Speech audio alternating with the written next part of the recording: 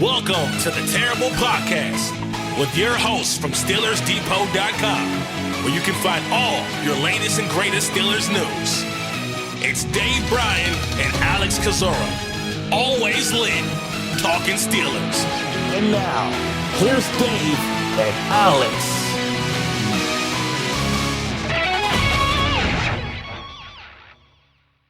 Welcome to the Terrible Podcast, Season 16, Episode 59. He's Dave Bryan. I'm Alex Kozora, SteelersDepot.com. Thanks for being back with us this Friday, Steelers Nation, getting ready for the first dose of Steelers Ravens Week, a critical Week 14 game between the 6 and 6 teams trying to take control of the AFC North because NFL rules mandate somebody has to win it. So, Dave, jam-packed show today, talking practice squad moves and health of this team, previewing this game. I have a great interview with the Baltimore beat writer a little bit later. Darius Slay news. He's not in Pittsburgh. He's not in Buffalo. He's deciding his NFL future. Dave's future is never undecided. He's always here with me. Dave, how you doing? All right. Happy Friday. It's spaghetti day in my house, so I'm excited about that.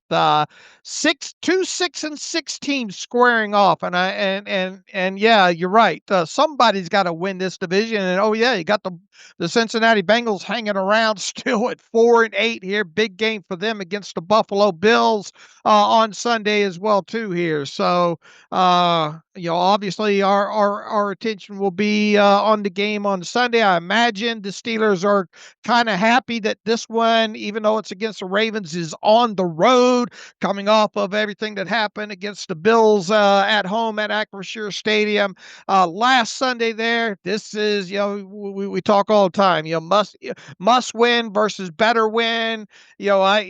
It's not a must win, but it damn sure feels like if you don't win this one, you obviously going to have to run the table. You kind of feel like, I guess kind of like the Dallas Cowboys feel at this point, coming off of that loss on Thursday night to the Detroit Lions. They're going to need some help. They're going to have to win out the rest of the way, and the Steelers will be pretty much in the same situation as Dallas is if they lose this game here. And obviously, if the Steelers win this, they're not out of the woods. The whole fan base is not going to turn around just in 1 week, unless, as I kind of joked the other day with you, unless they beat the Ravens 51-0, and even then we'll be looking at the style points I think involved in that there. But this is a big game for two teams, and whoever wins it, feels like they would have the upper hand here, even though both teams obviously have tough schedules in the Ravens and the Steelers in the remaining 4 games moving past there. Happy Friday. How are you? I'm doing well. Yeah, numbers very clear. The winner of this game will have about a 70+% chance of winning the division and making the playoffs. The loser a 20% chance, and that might feel generous on Pittsburgh's. And if they don't come out on top, that losing streak would extend to 3 straight games, which would be the 8th straight season of 1 3-game losing streak during the year, which is one of many lows this team is trying to avoid. I have a great guest later on in the show. You guys should know him well. Jonas Schaefer covers the Ravens for the Baltimore Banner. We'll get his temperature on everything Baltimore related. Dave, let's start with the housekeeping. Pittsburgh making a practice squad move during the week. We already know that Adam Thielen is added. He joined the team in practice and seems ready to go, getting caught up on the offense. Pittsburgh, though, adding some linebacker depth with Patrick Queen banged up this week, signing Kanai Maga to the practice squad. Also, he's played a little bit of fullback in the past with the Raiders, and so maybe he's doing a Patrick Carter impression on this scout team. So just some depth there, nobody that you would expect to be elevated for this week. And then Darius Slay was waived by Pittsburgh, claimed by 2 teams, the Buffalo Bills and Philadelphia Eagles. The Bills had higher priority in the order, and so he was set to go to Buffalo, but declined to report and is now contemplating his NFL future. Had his first interview since all this happened last night with Emmanuel Acho on the Speakeasy podcast, and talked about a desire to, or really lack of a desire to go to a new place and have to move and travel and pack and deal with all of that, and said if he was 5 years ago, then maybe I would have done it, but I got a kid, I got my family, I want to be around them. And so he seemed to be a guy that certainly was enjoying the first week or so of not having to play football. Now, he kind of gave a grin when asked had the Eagles been awarded him, would he have gone to Philadelphia? And he didn't say that he would, but kind of felt like that he would. So bottom line is, not in Pittsburgh, not in Buffalo, contemplating his future. Didn't say for sure he's retired, but sounded like a guy who has one foot clearly out the door. Yeah, what did Chuck Noll used to say? If you're thinking about retirement, you already have retired or something along those lines there. He sounded 50-50. It would have been interesting had the Eagles claimed him. He probably would have potentially made whatever trip back and forth. Where does he, is he living in Philadelphia still? I imagine he is, right? I don't know for sure. I think his son was in Texas, right? He was going to Oh, some that's right. games this That's year right. for his That's right. son, but I'm sure he's got residence maybe in a couple different places. You're right. And look, Buffalo owns his rights right now because they claimed him. They did not make any kind of a roster move related to him yesterday officially, but technically he's still on their 53-man roster. We'll see what happens later on today. They could just put him on the reserve did not report list and wipe their hands of it and just hold his rights that way. Or maybe he goes to them and say, look, I still want to play. I just don't want to play there. Can you waive me? Can you waive me again? Going to be interesting to see how all that pans out. But the overarching thing here is he's not in Pittsburgh anymore. It seemed to be whatever that mutual decision is. We still don't know the financials related to that. Obviously, the bulk of that $10 million that he signed for was signing bonus, and the Steelers eat that. And now it's just about that non-injury settlement. Was that for just a game or what have you? But that'll come out here in the wash in the next couple of days here. But yeah, and the Steelers obviously don't play the Eagles, wouldn't play the Eagles unless two teams made it to the Super Bowl. And I don't think we're going to have to worry about that. And obviously they just played Buffalo and don't have to worry about that unless the two teams were to meet in the playoffs somehow there. So, yeah, we'll just have to see how that pans out with him. But he does sound 50-50 about whether or not he's going to play anymore. Steeler fans with a good memory will remember Dre Archer, who was waived by the Jets after being waived by Pittsburgh and claimed by Buffalo, never reported there, and never played another NFL down for any team. So it's kind of 2.0. A nerdy question here. What happens to his contract? I know we're still trying to figure out details of this non-injury settlement that he was posted with, but does Buffalo assume that? Is Pittsburgh off the hook? How does all that work? Yeah, I mean, once again, the Steelers eat the signing bonus there. I doubt they're going to go after any portion of that, and we don't know what the non-injury settlement was. I still speculate it was probably the week's paycheck for week 14, but anything left on the contract, would be whichever team holds the rights on him. So right now it would be Buffalo. So the Steelers got out. I imagine the Steelers. Well, yeah, he got claimed, so they got out from underneath potentially 4 or 5 weeks worth of pay there overall, which obviously isn't a lot, being as how the bulk of what he got was signing bonus there. So it's not a huge amount in the grand scheme of things. It just would be interesting to see what the exact injury settlement amount was. Finally, or non-injury settlement amount was. Sure. Finally, Slay talked about his time in Pittsburgh, the mutual split. He said he had chopped it up with Mike Tomlin, decided the best thing was for both sides to move on, spoke highly of his brief time in Pittsburgh, touted Asante Samuel Jr., essentially the man who replaced him, and said dude's balling out. Super excited he's back and healthy. So kudos to Slay, always been seemingly a good dude, high class, high character kind of a guy. Terrell Austin spoke about Slay being a good dude, just didn't work out. Austin said sometimes these things happen. So for as bad as the experience was on the field, I think Slay's a really good dude, and you can respect a lot for his career, certainly. Yeah, just past his prime at this point. It wasn't a great contract by the Steelers. It didn't work out the way Mike Tomlin and Terrell Austin envisioned it. I guess the question I have now with him is Darius Slay a Hall of Famer? 6-time Pro Bowler, 1-time All-Pro, 1-time Super Bowl champ. He's got a lot of boxes checked there. Did he need a couple more All Pros there to be kind of more in the conversation there? I always go by gut check with Hall of Famer. If you ask the question and suggest a name and your feeling isn't yes, Hall of Famer, then he's probably not. There's a baseball account that I follow, the MLB Hall of Very Good, and I think that's where Darius Slay would fit in extremely well in the equivalent NFL Hall of Fame. Very good corner, long career, Hall of Fame, not quite. Interesting too with the Detroit Lions. Looks like they losing Branch to an Achilles there.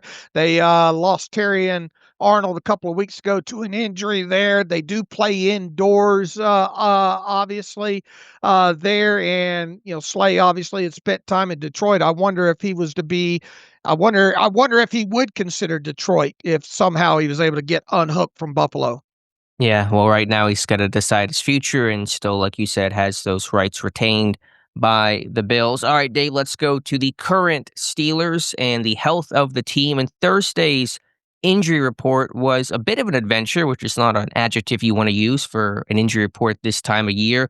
Not practicing on Thursday was offensive tackle Calvin Anderson with a knee injury, Derek Carmen with a knee. He's already been ruled out. Donte Kent with an ankle knee. Jalen Ramsey's gotten back-to-back rest days, and Kyle Duggar with his hand injury limited. Ben Skoranek shoulder. Patrick Queen got his first work in of the week with a glute. And Joey Porter Jr. is showing up with an elbow injury. Aaron Rodgers worked in full after sitting out Wednesday. That's become standard fare with him. James Pierre, full. He's moving through concussion protocol nicely, it appears. And TJ Watt with his toe. There's kind of a freak out about Watt with the toe injury. We saw the injury. His foot was stepped on. He's fine. He's going to play in this game.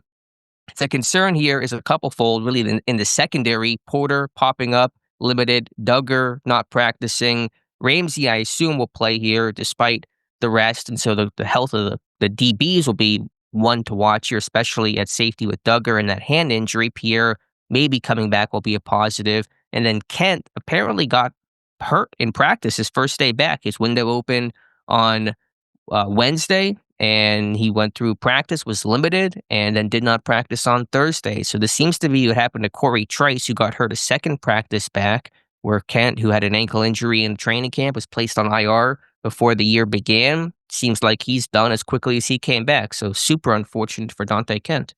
Yeah, and look, it feels like Porter's going to at least be able to play, assuming that he's able to practice in some capacity on Friday.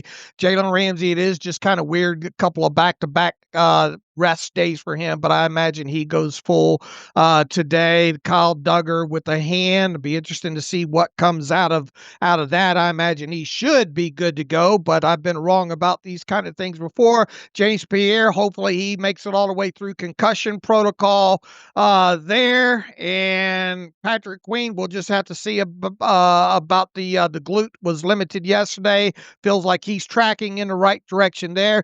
Calvin Anderson, what's going on there with that knee? And if indeed he's unable to go today, this team only has 8 offensive linemen, I think, right now, healthy overall. So if he's if it seems like he's if this is serious, or B, if he's going to be a couple of weeks here, he might have to go to IR. Then you might have to bring up Dylan Cook off of the practice squad. So at least you have 8 offensive linemen dressed for this game coming up on Sunday against the Ravens here. So we've got a few mysteries here that'll sort themselves out on Friday when it comes to the injury report. It's always concerning when players are limited one day and then did not practice the next. It suggests an in-practice injury. That seems to be the case with Kent. It was with Trice, and maybe with Anderson, he was limited. So if you get hurt mid-practice, you get put as limited because you practiced some, but you didn't get all your reps, obviously. They're not practicing on Thursday. So yeah, that depth there is very thin. Anderson has been the swing guy. Pete will continue to start at left tackle. Could be Dylan Cook, could be Jack Driscoll. Also getting the elevation. We'll have to see maybe which one they choose there. But yeah, I think offensive line depth and the overall health of the secondary situations to watch. And of course, still without Derek Carmen, which is a really big loss facing Baltimore this weekend. Yeah, and about Donte Kent, man, you just hate to see it. As you mentioned, kind of going down the path of Corey Trice Jr. there. And if he doesn't practice today, I guess the only good thing here is you're early in the 21-day window still, and it wasn't like they were going to rush him back probably anyway.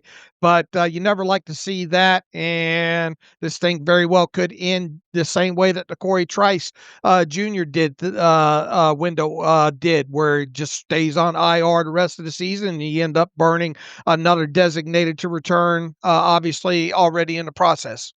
Yeah, it really would be a lost year for Ken, who didn't practice much in camp, got hurt maybe a week and a half or so in, and then had a half practice returning mid-season. For the Baltimore Ravens, Lamar Jackson caught some headlines Thursday, not practicing with his ankle injury. Sounds like he's still going to play Sunday. I think it'd be a pretty big surprise if he didn't, but want to see his final status for Friday. Other than that, the name to watch here is going to be Nate Wiggins with a foot injury, got hurt on Thanksgiving, did not play. Don't know quite his status. It felt like he was going to miss at least a week whenever the injury first happened, but he'll be a big name to watch on the final report Friday. Yeah, and Rashad Bateman went backwards as well too with that ankle, and he had missed a couple of games a couple of weeks ago with an ankle injury. So it'd be interesting to see how he's listed. Not that he's had a huge impact. That's one of the questions I forgot to ask Jonas when our interview with him there. I mean, you're talking a guy in Bateman that.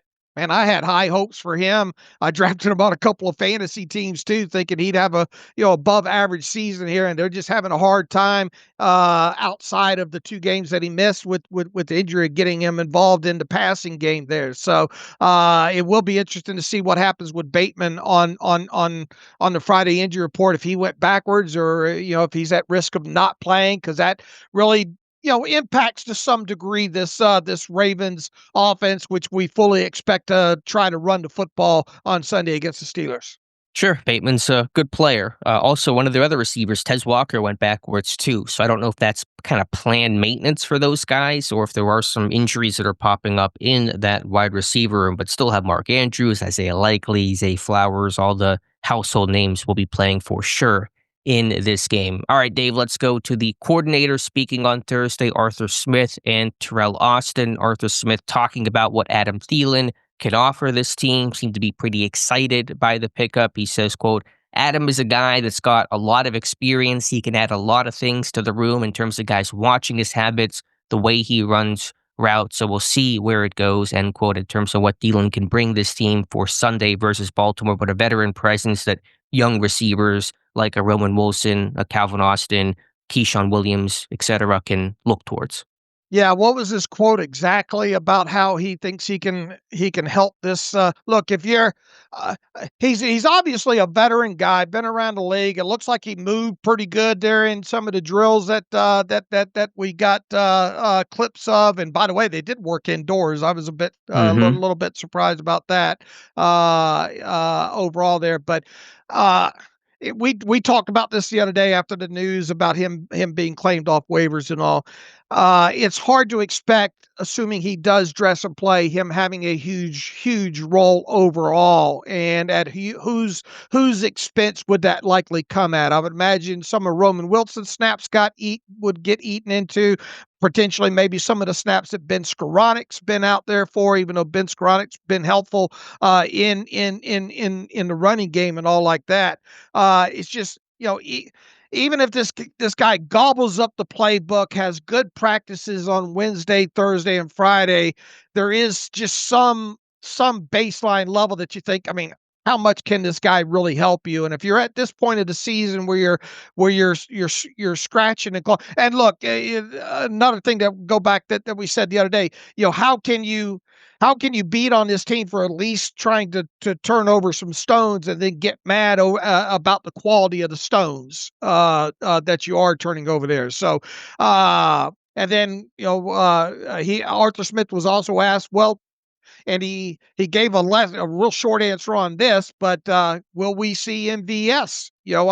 We had the long conversation the other day about In my opinion, I'd like to see both those guys get on the field and mix and match, because it just feels like you got to mix things up. You got to embrace the skill sets that both Thielen and MVS have, and try to implement that in to what you're doing on offense, just to try to mix it up a little bit here. So I think all Arthur Smith said is about MVS was everybody is an option, and all options are being really essentially considered here. So we'll have to wait till Saturday. It feels like to find out, whether or not MVS is going to be elevated from the practice squad. And assuming that does happen, then you would expect both of them to dress and play against the Ravens on Sunday.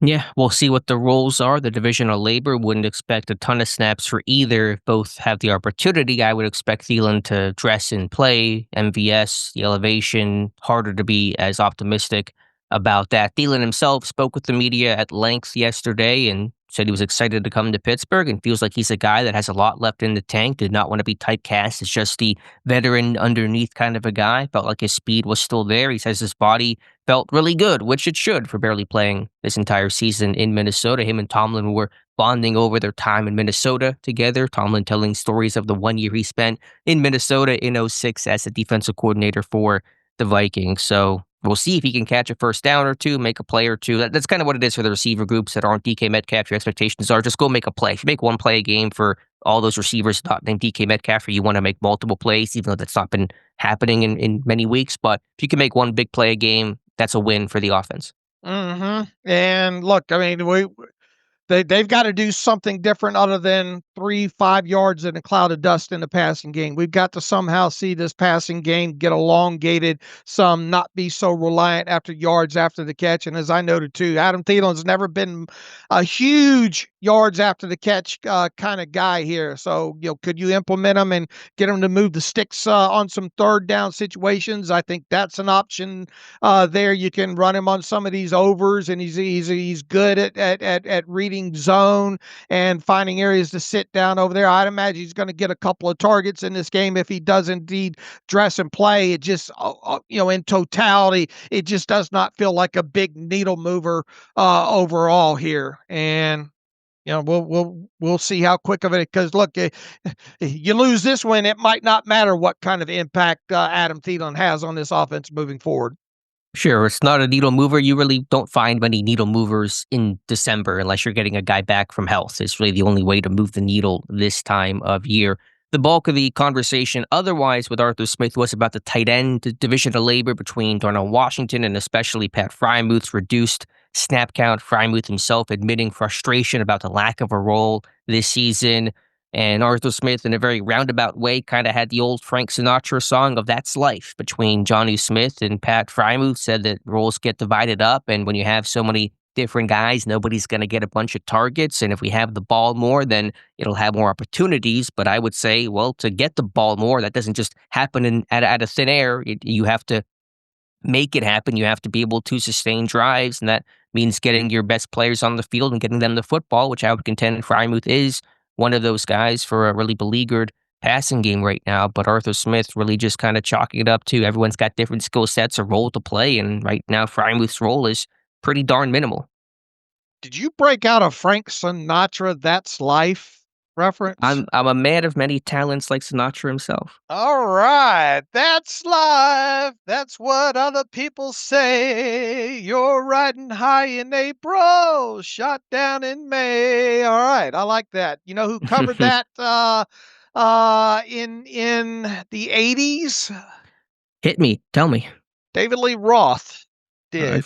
Of course you would know that. Of Van Halen on his, I think it was the Eat 'em and Smile record that he did. Either that or it was the EP. I forget which one there after the split with Van Halen there, but that's always been a song that I've enjoyed. So kudos to you on the That's Life. That is life right now. And Arthur Smith is not the most cheerleader type guy during these press conferences, but he sounded very tired, and he sounded very more cliche answer than usual. He dropped a lot of context, and he really talked even more in circles than usual in this one, and I think he was kind of asked in a roundabout way, did you kind of vouch for Joni Smith to come in, and what's been the problems of utilizing him and the skill sets and the snap counts? And he kind of danced around all that, said, look, we got to put these guys in position, and he kind of brought in Kenneth Gainwell's name to the conversation. And you know, the fact of the matter is for an offense that we expected to be tight end heavy and to have more success than what they've had on offense with 12 and 13 personnel groupings, it just has not come to fruition so far. And the fact that Pat Freiermuth is being outsnapped by 69 snaps behind Johnny Smith at this time, and it's all confusing. And my main takeaway is this guy doesn't have the answers, especially in a 1-game notice here heading into Baltimore. Well, he does have the answers and some control over the snap count between Smith and Freiermuth. I know positional coaches will play a role sometimes in that rotation, but this has been constant enough where it's clear that Jonnu Smith is the guy. And obviously Arthur Smith had a pretty big hand, I think, in bringing in Jonnu Smith. Maybe, again, didn't sit there and say, you have to go get this guy, but Pittsburgh was aware of the relationship between Jonnu Smith and Arthur Smith, and I'm sure Arthur Smith vouched that he could use him because he's done it throughout his career. What I thought was more interesting were the comments not from Arthur Smith about Pat Freiermuth, but from Aaron Rodgers, who was asked about Pat Freiermuth's lack of a role and getting him involved. And I'll read the quote here. Rodgers says, quote, "Some of it is just play count, so that's above my pay grade. The more opportunities that he's gotten in certain games, he's had some big games for us. I felt like after Cincinnati, he was kind of getting going, but Darnell has also been playing exceptionally well. It's hard to take Darnell off the field. You know, he's been so good, but I'd love to see more opportunities for Pat," end quote. I'd like to remind there's been no reference to Jonnu Smith in that comment from Aaron Rodgers, just Darnell Washington. This is not the first time Rodgers has made the comment of more opportunities for Pat, wanting to get Freiermuth more involved, and I think a very pointed comment about that is above my pay grade. To me, a not so subtle call to Arthur Smith and Mike Tomlin to get Freiermuth on the field. Yeah, and you can't blame them, I don't think, right? Especially when we talk about how it just the relate the on the field connection with Jonnu just hasn't been there for one reason or the other. Either it poor throws by Aaron Rodgers, or a guy like Jonnu Smith excuse me, missing a check and not running the right route. And especially with that frustration coming out of this last game against the Bills, and then Aaron saying what he's saying, that's kind of a wink, wink, nudge, nudge. That they need to get Pat Freiermuth more involved in this thing. And I will be surprised. I think if Pat Freiermuth does not outsnap Johnny Smith in this game. And you can make and once again, we'll have to see how the elevations go, how many healthy and non-healthy or injury-related scratches there are, because obviously you have to address X amount of guys, 4 games, and the rest have got to be inactive there. You can make a strong argument, I think, that Johnny Smith could be inactive for this game. But what do you see as reason for them to make the change? I agree that Freiermuth should be playing more. We've had that call for several weeks. Why would it be different this week than any other week? I think it gives you the best opportunity in both the run and pass game to have success by not having Johnny Smith out there. No, I agree, but what makes you say the coaches are going to finally sit there and make that move? What evidence is there the coaches are actually... I'm not 100% convinced, but I mean, if you're starting quarterback, and look, this game is what matters right here, right? And once again, it's not a must win game, but it's a game that you probably must win here. Yeah, I'll call it must win. All right, and if that's the case, if your starting quarterback's calling for Pat Freiermuth to get more snaps and be on the field more, and he's already saying that you can't take Darnell Washington off, and we both agree with that for several reasons here. And if you're not going to run a lot of 13 personnel, or if you do, you're going to run it out of the jumbo package with Spencer Anderson on the field there, you start doing the process of elimination here. And yeah, to me, the answer's simple here, and it's not put Jonnu Smith on the field as much. I just haven't seen any evidence that a change is looming or going to happen. I would embrace it. Now they're not going to come right. They're not going to come right out and tell you that that's going to happen either. No. And kudos to them. But to me, it'll be malpractice on the part of the coaching staff if Pat Freiermuth's not on the field more this game. Well, I would say it's been malpractice throughout most of the season. The Bengals game that Rogers referenced, Week 7, the big game for Freiermuth. After that, has not played above 50% of the snaps in any one game since. How does that comport after such a big performance? The value that he's shown you in the past, it's hard for me to square that circle. But here we are. I will say, and I'm saying this very tongue-in-cheek for those unaware, Freiermuth did get a roll back against the Buffalo Bills. He's back on the field goal protection team as the left wing because Derek Carman didn't play. So Freiermuth's role is increasing, Dave. Yeah. That's exciting. Hooray. Very tongue in my cheek here, but Freiermuth was taken off the field goal protection team after the block kick, which was on him against Minnesota in Dublin, and then got it back because Harmon did not play. So that's just the nerdy things we note here, but we'll see the snap count between all those tight ends on Sunday. And then, here's the thing: does it move? Does it overall move the needle much? You know, if you were, I mean, let's even say that you somehow make Jonnu Smith inactive, or he only plays, I don't know, 10, 12 snaps. I mean, once again, we go back to total snap counts with this offense. If this and Arthur tries to lay this in there as well too, number of plays and drives and situations, yada yada here. But if you're only running 43 to 50 plays a week anyway, you know, you're going to have problem getting any of those guys the snap count that fans want to see here. But you have to come out, I think, with the intention personally of any time that you have 12 or 13 personnel on the field, of having Pat Freiermuth included in that as much as possible. Yeah, two things here.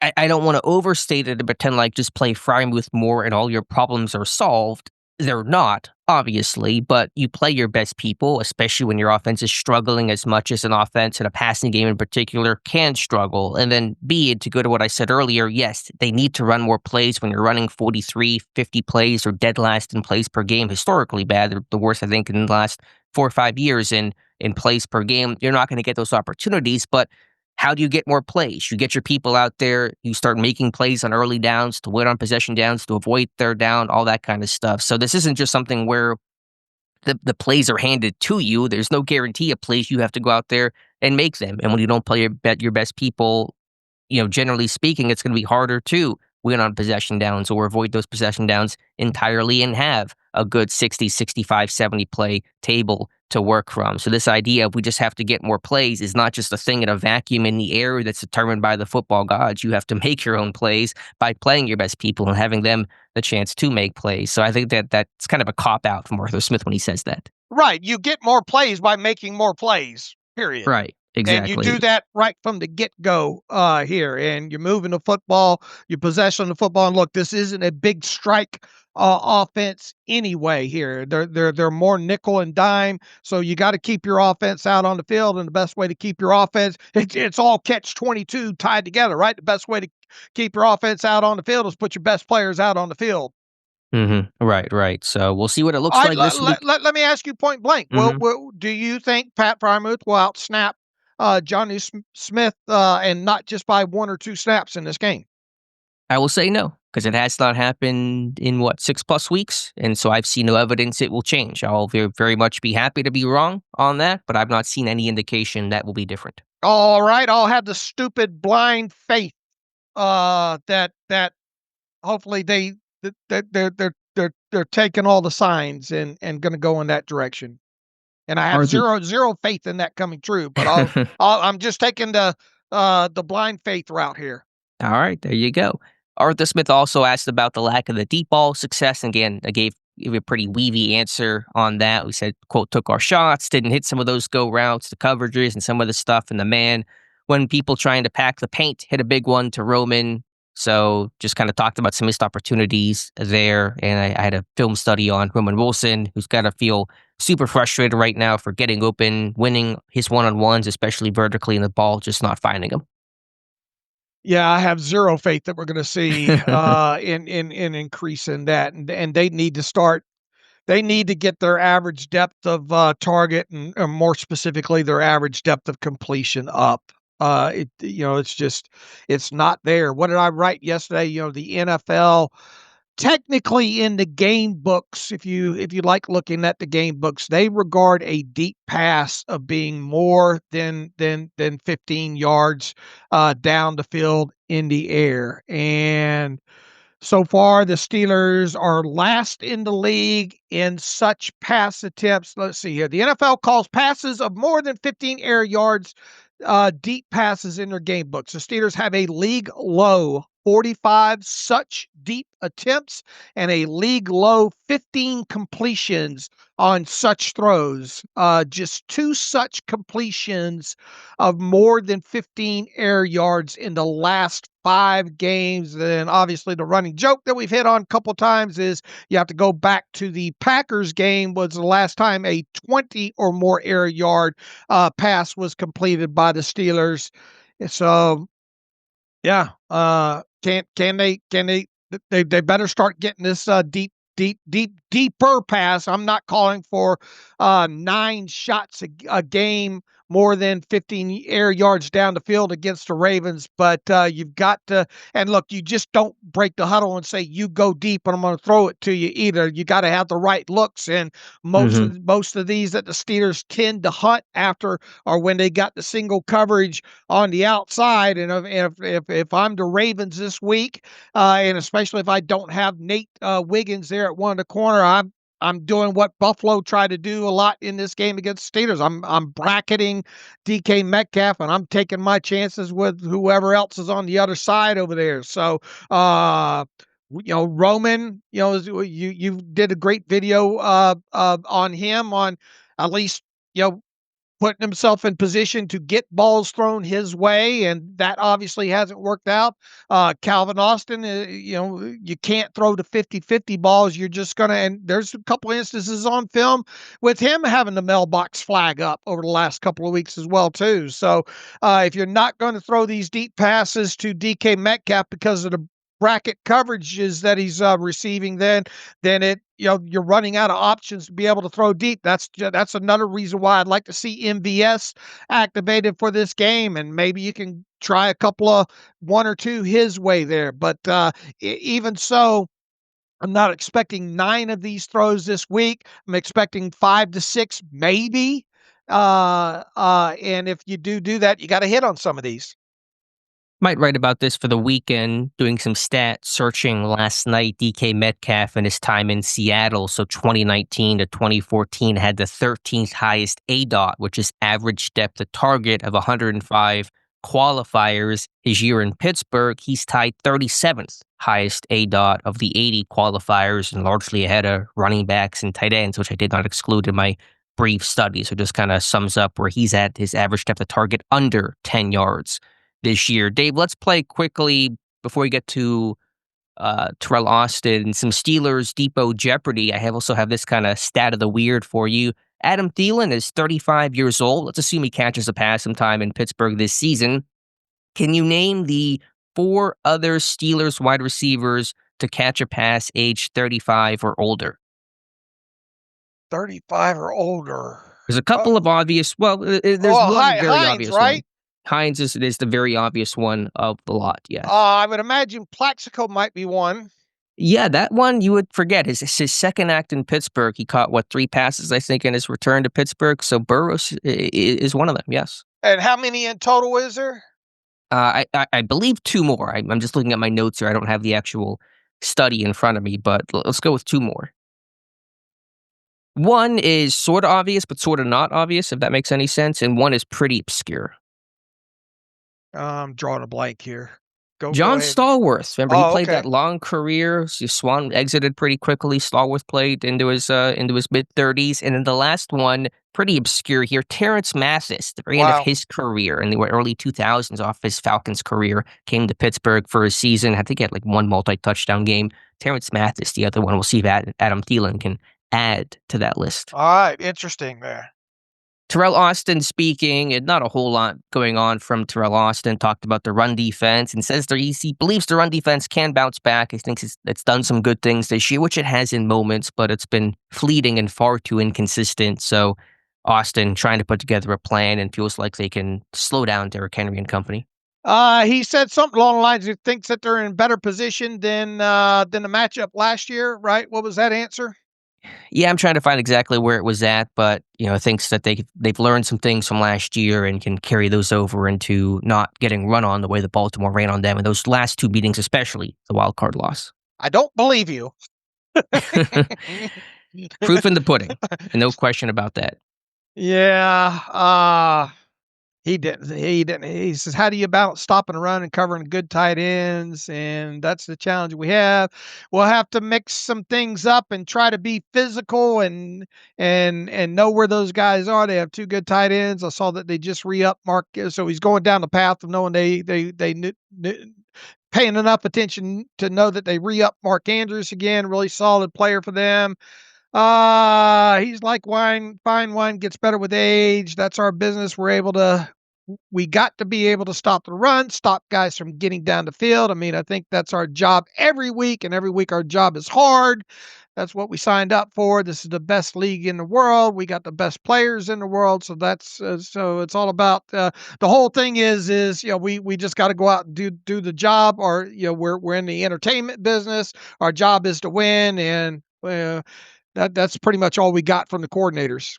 Yeah, very politician answer there on Asante Samuel Jr. He said, quote, Austin did, I thought he was good. I thought he was competitive. I thought he showed the quickness that we see in practice. Obviously, the big thing coming off his injury was you worried about, you wonder how it's going to affect him in terms of tackling, and I thought he did a solid job in that area. I like what he's done, and moving forward, we'll try to continue his acceleration. And so Samuel will start if Pierre does not play. I wonder what role Samuel could have if Pierre does get cleared out of protocol and does presumably start in this game, but we'll have to see. Samuel, I thought, played pretty well for his first game since September of last year. Thought one run field could have had more effort to it. I think he kind of let other people make the tackle, but he did have some open field tackles, and that was good. Here's the thing.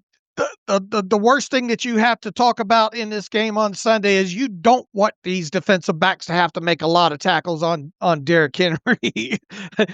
Oh, that's a job for defensive linemen and your linebackers, right? And if Todd Monken should be fired after this game if they don't put the ball in the hand of their running backs a total of 30 times, in my opinion. They need to attack downhill with Derrick Henry. They need to get Mitchell out on the edge. And look, whenever a team sees your weakness from the game before, they're going to attack that weakness and see how shored up you are. So tough.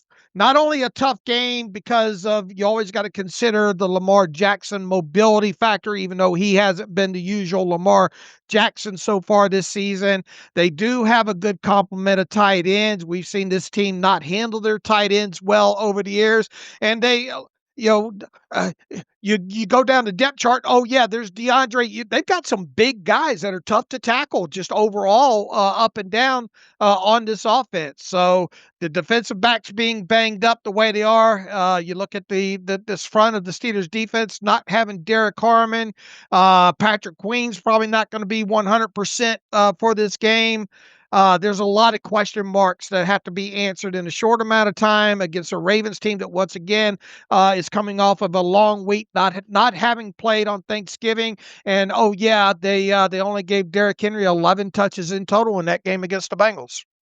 And remember, in that first game against Pittsburgh and Baltimore last year, Henry only had 13 touches. And that was one of the takeaways was how does Henry not have the ball more in a pretty close game? Had that early fumble that kind of got away from the run, and Pittsburgh was able to mostly contain him. But I imagine you'll see a heavy dosage of Henry in this game. You're right. You don't want corners to tackle, but you don't always get to choose who makes tackles on plays. You got receivers cracking safeties, crack replace rules, and you saw Buffalo really test that a lot. I thought the corners held up in terms of tackling okay, but the ball was still consistently getting on the edge. Porter dipping too far inside, allowing that soft corner on that first run of the game by James Cook. And so certainly will be tested yet again. That was really it, though, from Austin.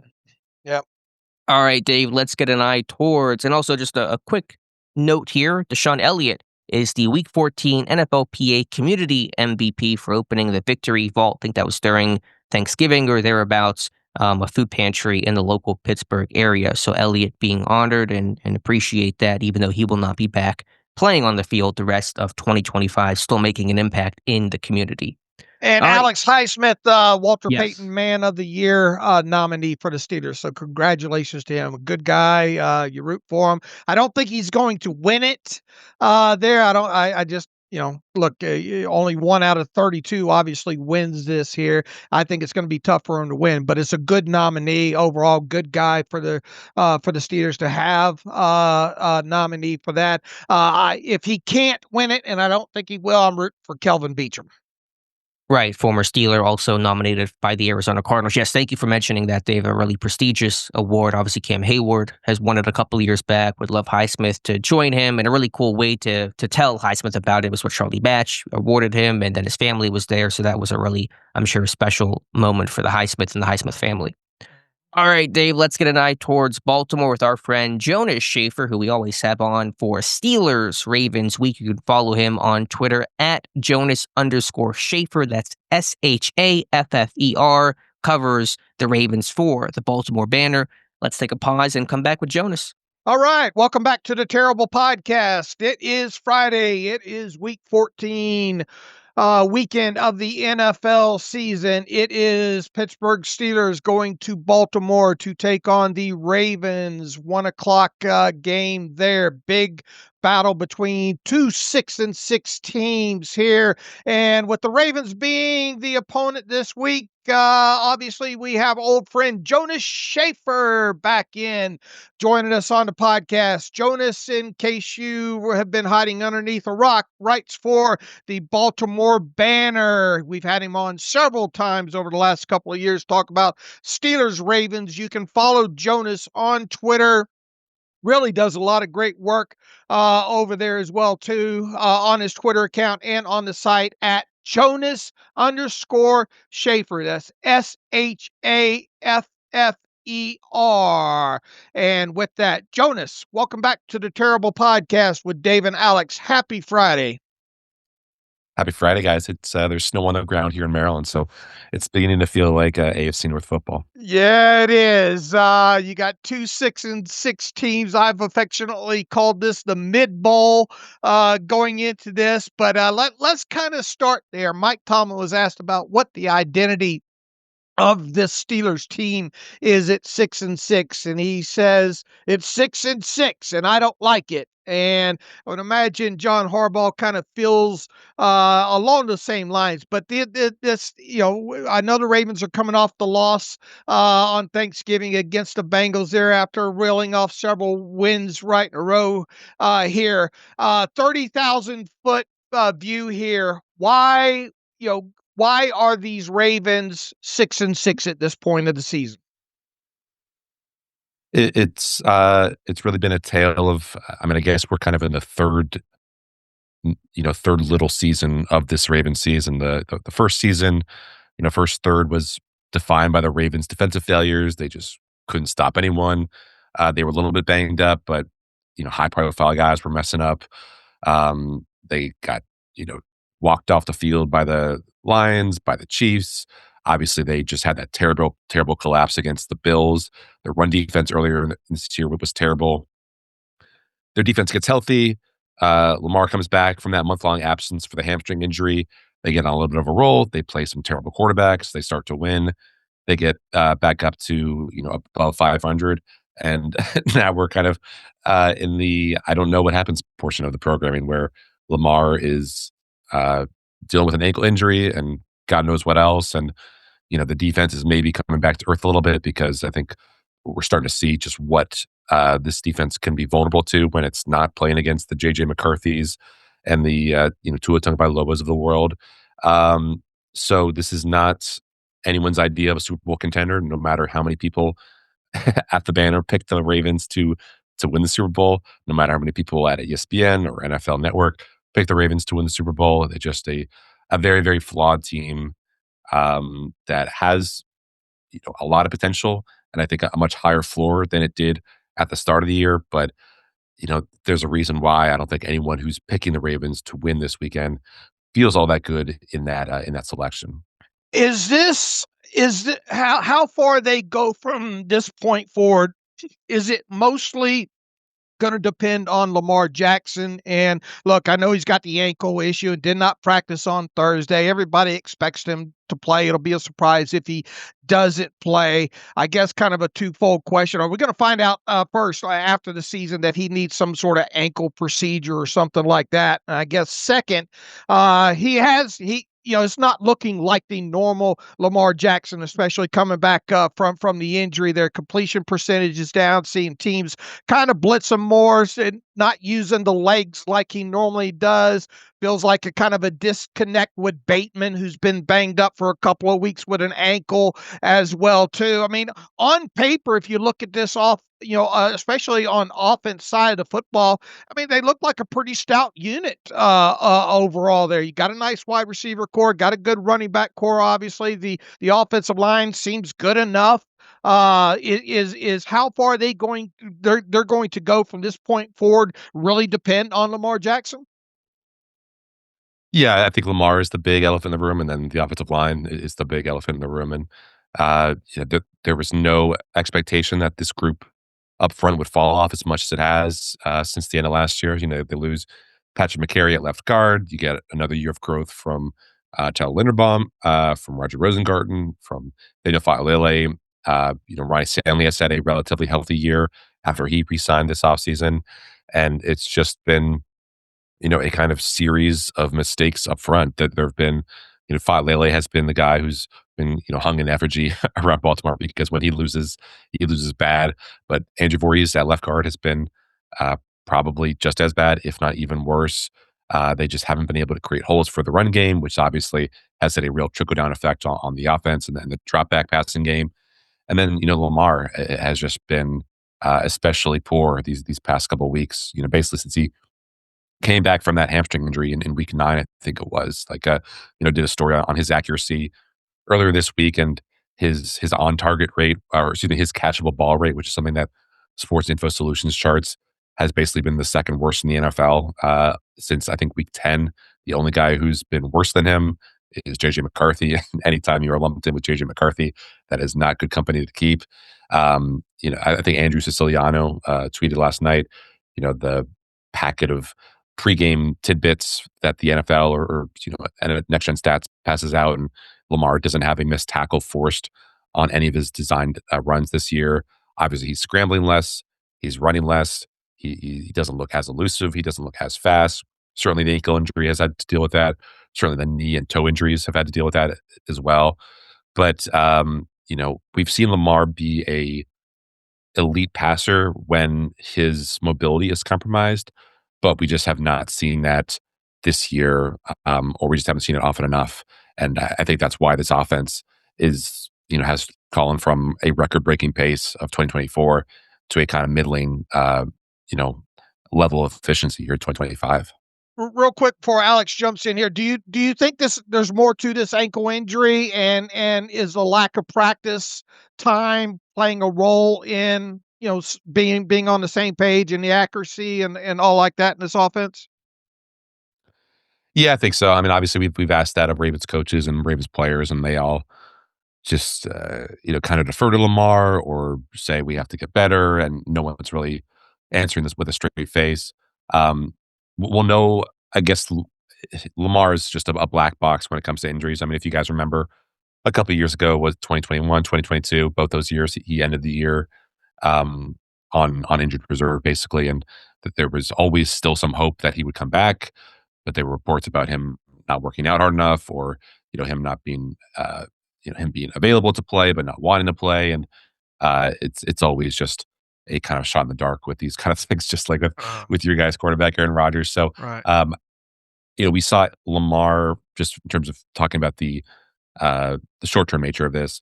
Like, we saw Lamar practice on Wednesday. He seemed fine. Like, watching him move around, he didn't really have his ankles wrapped up, didn't have his cleats spatted like we've seen in years past. I thought that meant that we would get finally a full week of practice for him, which is something that we haven't had. in about a month. But then he is limited on Wednesday, ultimately on the injury report. He misses Thursday's full practice. Then we see him like kind of dapping up Jason Tatum, the Celtic star, in the weight room in some social video that the Ravens put out, and he seemed fine. But that's I don't want to make a mountain of a molehill because it's just a 5-second clip, but he seemed fine. So I imagine that we'll probably see him back out of practice when that gets opened up in about an hour and a half. 11:30 is when it starts in Owings Mills. But of course, if he's not out there, then it's going to be hard for me to expect him to be available for this game on Sunday. Okay. Jonas, some news this week. Tight end Mark Andrews gets an extension. It's a big change from the end of last year that dropped past in the playoff game. Questions about Andrews' future. Now he's locked up long term. Why now on that deal? And what does it mean for Isaiah Likely's future in Baltimore? Yeah, I think it probably means that it's bye-bye Isaiah Likely. I just don't think that this offense has enough, or I don't think that this front office has enough space in the cap to afford both those guys. I do think that with Mark, it's not like he took a discount. I mean, $13 million, I think, is a top 5, top 6 figure for average annual value in tight ends in 2026. Maybe, if Isaiah Likely was asking for more, which was definitely the rumor during the offseason. I think if you guys, I don't know if the Ricky Scoops thing Yes, ever made we're it. well aware of Ricky Scoops. Well, he reported, I think in late July, like right around it as training camp was opening, that Isaiah Likely and the Ravens were close to a deal that was just above what Ferguson had gotten from the Cowboys. I think that was like $13 million a year. So I think the expectation was that Isaiah would get about $14 or $15 million a year. But I think the reporting or the whispers around Baltimore was that he was actually asking for a lot more, which is kind of out of step with what he's actually done productivity-wise over his career. He's obviously had incredible stretches with Lamar where he's just caught in fire. He had a great playoff game against the Bills that really endeared him to Ravens fans, especially when you consider just how poorly it went for Mark Andrews. But at a certain point, you've got to make a decision on those tight ends. And Mark Andrews over his career, certainly, this kind of runs the risk of projection and how tight ends age past age 30, which is where Mark is right now. But he has been a more efficient receiver than Isaiah Likely basically at every point of his career. Like it's been year after year, yards per route run. His has not dwarfed, but it's definitely been better than Isaiah's. And maybe that's a function of the offense and, where Lamar has his trust and everything. But, as Lamar really trusts Isaiah Likely, really likes him as a person. So I think we all expected going into the year that it would be Isaiah Likely's show going forward, and that Mark would be, having a new life somewhere else. But, I guess needs must for Eric DeCosta, and they saw Mark as being the better option for this offense and for this front office's budget moving forward. You mentioned it in one of your earlier responses, but the offense line in particular, I want to ask you about the two young guys, Rosengarten at right tackle, Voorhees at left guard. Specifically, why have those guys seemingly struggled, and will Baltimore enter the offseason looking to retool that front five? Well, Lilly is a pending free agent, and then on the left side of the line, Andrew Voorhees has already started to, that game Thursday against the Bengals last week on Thanksgiving was the start of a timeshare with Emory Jones, who was a third-round pick at LSU, played right tackle in college, is now, like I said, getting some snaps at left guard, which is a little bit unusual, both in terms of just the side of the line and what position he's playing. They didn't know whether he would be a swing tackle or a guard when he came in here, but he had a shoulder injury that really sidelined his progress.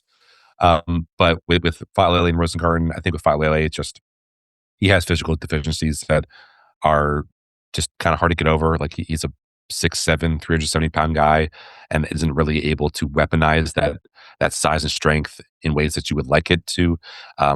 He because of how big he is, he's able to do a pretty good job in pass protection just because guys find it hard to get around someone that big. But he's kind of clumsy climbing to the second level as a run defender. When he loses as a pass blocker, it just happens very, very quickly because, again, the well-schooled veterans of this craft, like Chris Jones, just really know how to make him look silly. And then Rosengarten, I think we've seen some of his deficiencies show up in pass protection. Like he's not a big guy. He's probably just over 300 pounds.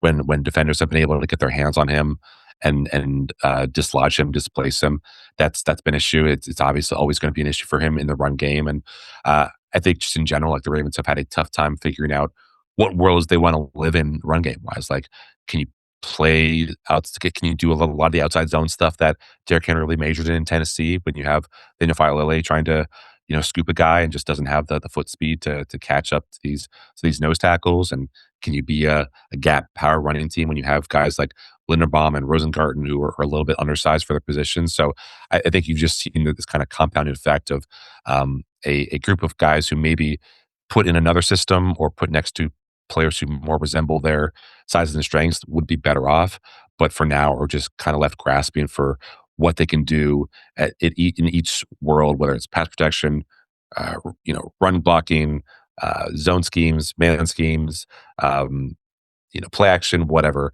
And it just has not really come together. And, the Ravens lost their longtime offensive line coach, Joe DeAlessandris, before last year. They seem to be a really impressive group with George Warhop in that first year. But in years two, it just has not really gone well. And I don't think you can point to anyone on that offensive line and say that they've lived up to expectations, which is a pretty big reason for why things are the way they are on offense this year. Switching over to the defense, Jonas, you look at it, it feels like a tale of two half of seasons here.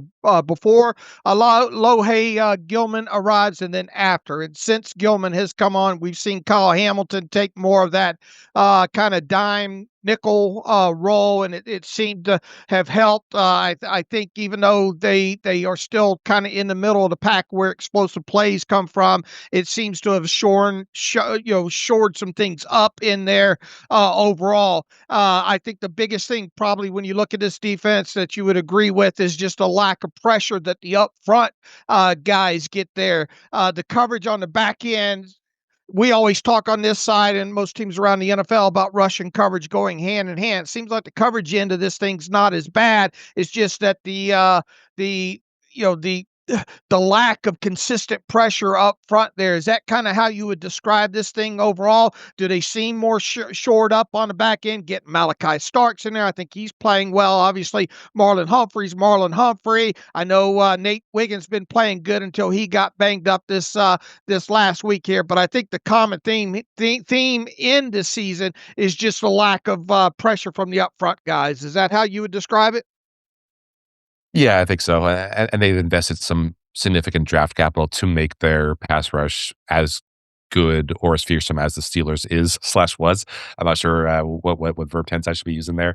But Marlon Humphrey has not had the season that he had in 2024 when he was an All-Pro. I think, make what you will of PFF coverage grades, but I think his is near the bottom of the barrel, kind of having a Brandon Stevens-esque downturn, which, I don't think is totally representative of the kind of player that he is. It's just he's had some really bad reps, and those have really dragged down his grade. But to your point, like since week 6, which was the first week of that Alohi Gilman arrival, they've been top 5 in EPA per play, top 5 in success rate. Again, I should add the caveat that a lot of that has been because of the caliber of opponents they've played, the caliber of quarterbacks that they've played. They've really beaten up on, they got the first half of Shadur Sanders, which definitely helped juice those numbers. Excuse me. I think you see some of the conflicts and the decisions that Zach Orr as defensive coordinator has had to make. Like when you can't get home against Joe Burrow, like the Ravens struggled to on Thursday, then you've got to bring some creative, heavy blitz looks. And, there was a pass to Andre Yoshivas for like a 25-yard touchdown in that third quarter. And it's because you're leaving Roquan Smith to kind of run the pole as a Tampa 2 dropper or, some middle zone defender. And Yoshivas is a former track star at Princeton. And he's Roquan's in coverage because you're sending, I think Marlon Humphrey on one side and Kyle Hamilton on the other. And you're not able to get home because Joe Burrow, in all of his intelligence, has audibled the Bengals into a 7-man protection. And that's able to kind of come up the works and give him just enough time to to find the fast wide receiver working against the not especially fast inside linebacker over the middle of the field. So, when teams have been able to, sort out the Ravens pre-snap pressure looks, when they've been able to, get a good sense for what's coming, then you do wonder, can all these guys hold up in one-on-one in coverage? Is there enough juice there if Alohi Gilman is asked to, tackle some of these very athletic running backs in the middle of the field? I think that's something that the Steelers might want to try out, because we saw Breece Hall have a lot of success just kind of running past Alohi Gilman and another Ravens DBs in that week 11, week 12 game, whenever it was. So, I don't think the Ravens secondary is as elite as it should have been on paper, but you've had great seasons from Kyle Hamilton, obviously. Chidobe Awuzi's having a great year. Malachi Starks is coming on. So I do think that this is like a game tilting unit in terms of its level play. But if they can't get home, and if those blitzes don't work, and you're relying on Draymond Jones and Travis Jones to be your breadwinners up front, then that's kind of a scary thought if you're Zach Gore. Yeah, I take issue with what you said about throwing to the middle of the field. I don't know if that's legal or not. Good point. Great point. Tell us about Teddy Buchanan. Getting implemented in this thing. Rookie out of Cal. Tell Steeler fans about him and his development so far this season. Yeah, Teddy's been, I think, a pleasant surprise this year.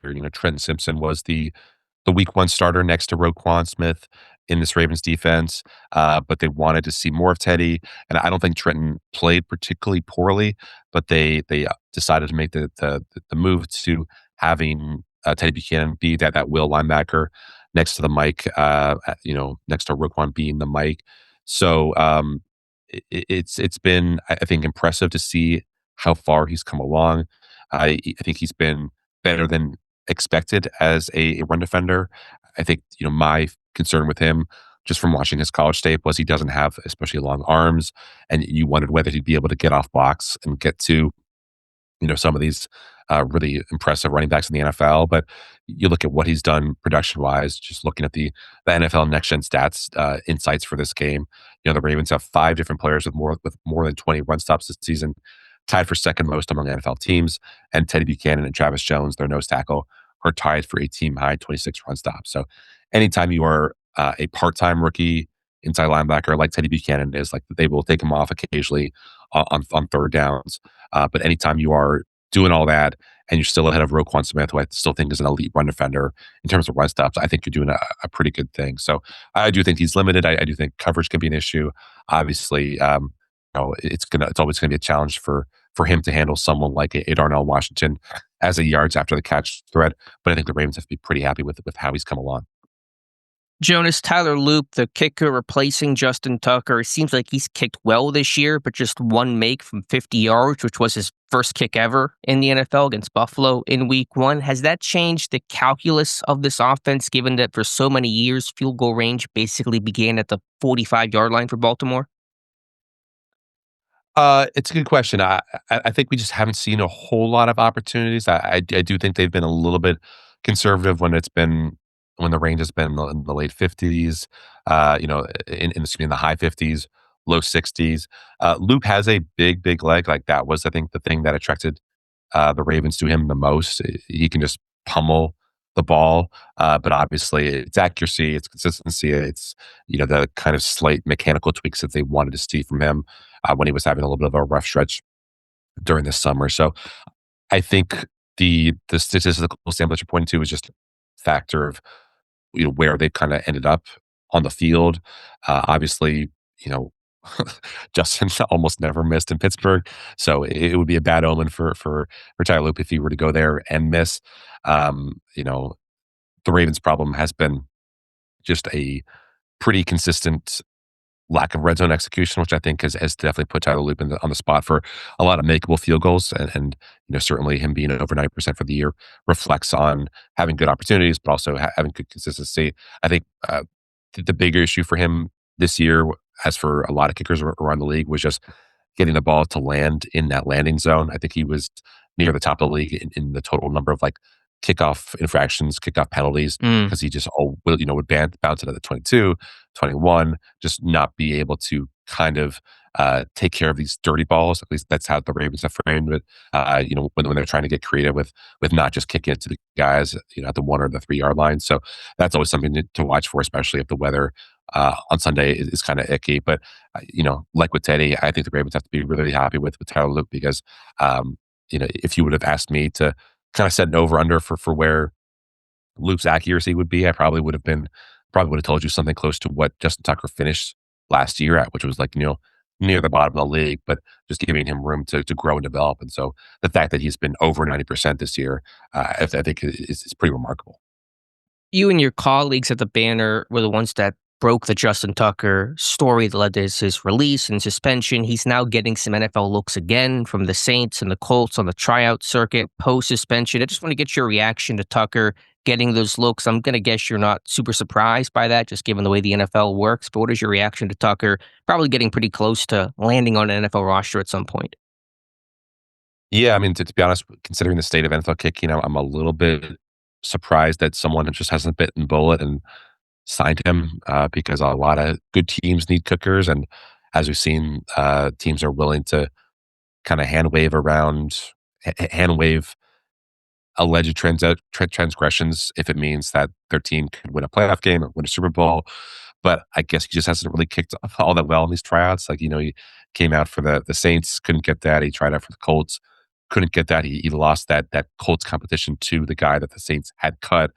That led to him trying out for New Orleans. So I think that gives you a sense for where he is right now, or maybe where NFL front offices have, what kind of stomach they have for answering questions about everything that's gone on.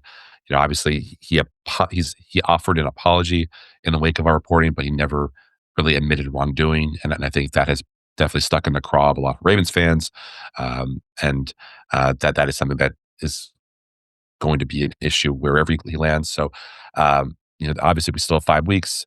Kickers get hurt.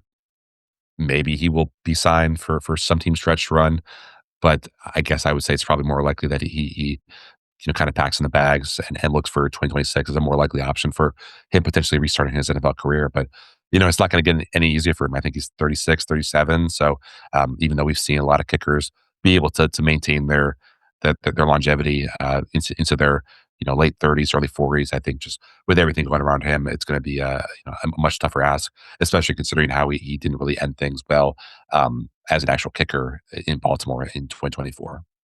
My last question for you, Jonas, then I'll let Dave finish things out. If the Ravens don't win a playoff game this year, how much heat is there on head coach John Harbaugh? Similar to Pittsburgh, is the fan criticism getting to that same intense level? Is there a world in which Harbaugh does not return in 2026? I think it would probably take a regular season failure for him to not be wanted back. He's very close with Eric DaCosta. Obviously, they've had a very fruitful long-term partnership. He's obviously very close with Steve Bisciotti. You don't work alongside these guys for as long as they have without developing, I think, a real affinity for them. And for as many embarrassments as the Ravens have suffered this year, fans still come out to games, and ultimately this is a business. This is a bottom line enterprise, and I'm sure Steve Bisciotti, even though he would probably attract a lot of top-notch head coaching candidates, guys who wanted to work with Lamar, who wanted to work with his offense. I think he realizes what he has in John Harbaugh, which is a pretty good coach. So it's tough for me to get a sense for where exactly the frustration level is inside the owner's box, because Steve Bisciotti just does not talk very often. I think the last time he talked was before Lamar's deal, well before Lamar's deal. Remember, if you guys remember, it was the comments about how he didn't think the Deshaun Watson fully guaranteed contract was a good thing for the NFL or for the rest of the NFL owners. And obviously that kind of set in motion some of the will they won't they messiness of the Lamar contract disputes. We didn't even see Steve Bisciotti at the Lamar Jackson contract extension ceremony, which was a little bit interesting. But I do think that if the Ravens don't win a playoff game this year, the seat for John probably does become as hot as it has ever been next year. I mean, this was a team that was a very, very popular Super Bowl pick. They've had some injuries. Dominic Madubuike certainly among them that have impacted them, but they haven't really been totally torn asunder by the injury bug. And I do think that there will be, again, AFC North title hopes coming into next year, even with, the the Bengals having the nice core they do, at least on offense. So it's tough for me to kind of look into that crystal ball.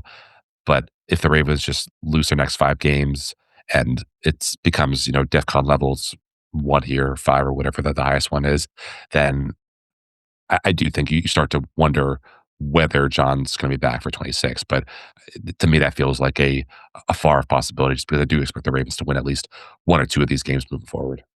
We're wrapping up here with Jonas Schaefer here. You go back to the Cincinnati game in the first half. It ended with 12, I think it was 12-7 at halftime. Derrick Henry only had 5 rushing attempts at that point for 33 yards, and he ended up touching the football 11 times in total. They played on Thanksgiving. They get extra time here. Lamar's banged up. You got to lean heavily, especially the way the Steelers are against this run. I think Todd Monken calls for his job will be very, very loud if they don't hand the football off a total about 25 times between a combination of Derrick Henry and Keaton Mitchell, who, by the way, Mitchell's great, especially if you get him out in space out on the edge there. And we all saw the Steelers had problems with that against several teams this year, but most recently with Buffalo here. That's got to be the game plan, right? Get 30 touches to these running backs and tell Lamar to hold on to the football, right? Yeah, I mean, I think you're looking for a repeat of that ground and pound script from last year. Just, have the data in front of me. Week 16, that 34-17 win. Ravens had an early down rate of 63.3%, averaged 5.8 yards per carry. Derrick Henry had 162 of the 220 rushing yards in that big time win.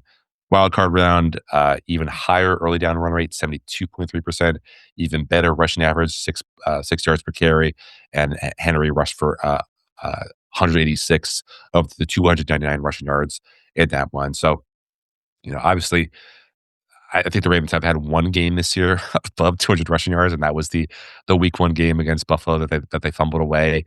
But with Patrick Queen being limited, with Derek Herman being knocked out of this one, with this just being a game where you feel like maybe that little mini bye has afforded the offensive line some consistency. Maybe Emory Jones has been able to take another half step forward and be a little bit more efficient of a run blocker.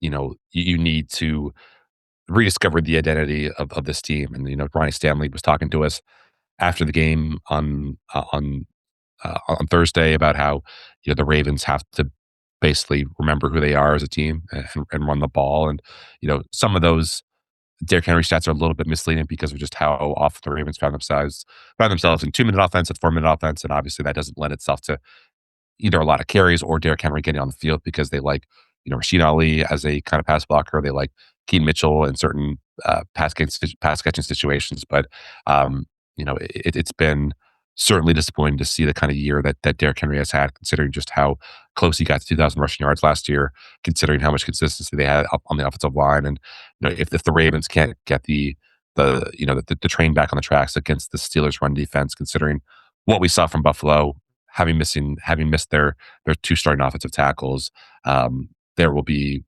widespread agitation in Baltimore.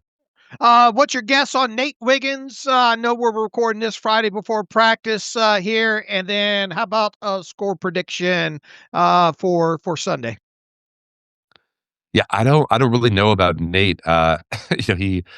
His girlfriend, who's I think a influencer, like featured him on a TikTok earlier this week, and they were at some like pottery event or something like that, and she asked him how he was feeling because obviously he got knocked out of that game Thursday against Cincinnati with a foot injury, was ruled out pretty quickly, which is obviously always a pretty worrisome sign. And he said his pain, he told her, was like a 7 out of 10. So it was pretty shocking for us to see him out there on the field on Wednesday, came back on Thursday. He was limited both days. So maybe today is the day where they upgrade him to full participation, and that would usually clear the way for him to be able to play on Sunday. But I don't know. I mean, like it would be pretty miraculous for him to go from saying that his foot is at a 7 out of 10 pain level to being able to play, a full shift against the Steelers. So I'm still a little bit 50-50 on whether he's actually going to play. I think you want him fully healthy. With all due respect to the Steelers wide receivers, you want him as close to healthy as possible for the next game against the Bengals, especially if T. Higgins is back for that one.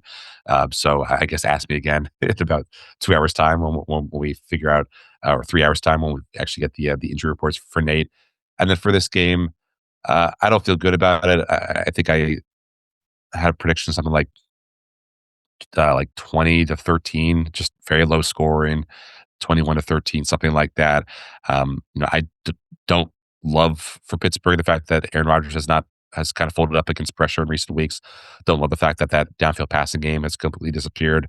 Obviously, the run game cannot be as dynamic as it needs to be if he's only taking snaps out of the shotgun or the pistol. And if Lamar can play, then certainly the offense loses some edge because he was moving around pretty well in that game against Cincinnati, even though his accuracy was just completely off. But, listen, probably one of the more efficient games that this offense has had was Tyler Huntley's start against the Bears in week 8, I think it was. And yes, that Bears team was missing like its top 3 DBs, and we all know how bad the linebackers and defensive line can be, but they did a pretty good job of moving the ball. So I do think obviously you want Lamar as the starting quarterback because of just the significance of that for this team and its chances moving forward. But I do think that there are certain things that Tyler Huntley can do that keep this offense on track. And, it just, I don't think there's a whole lot to be concerned about with this Steelers defense, especially the pass rush is not as ramped up as it has been in years past. And you have to have a deep passing game before appear before it disappears.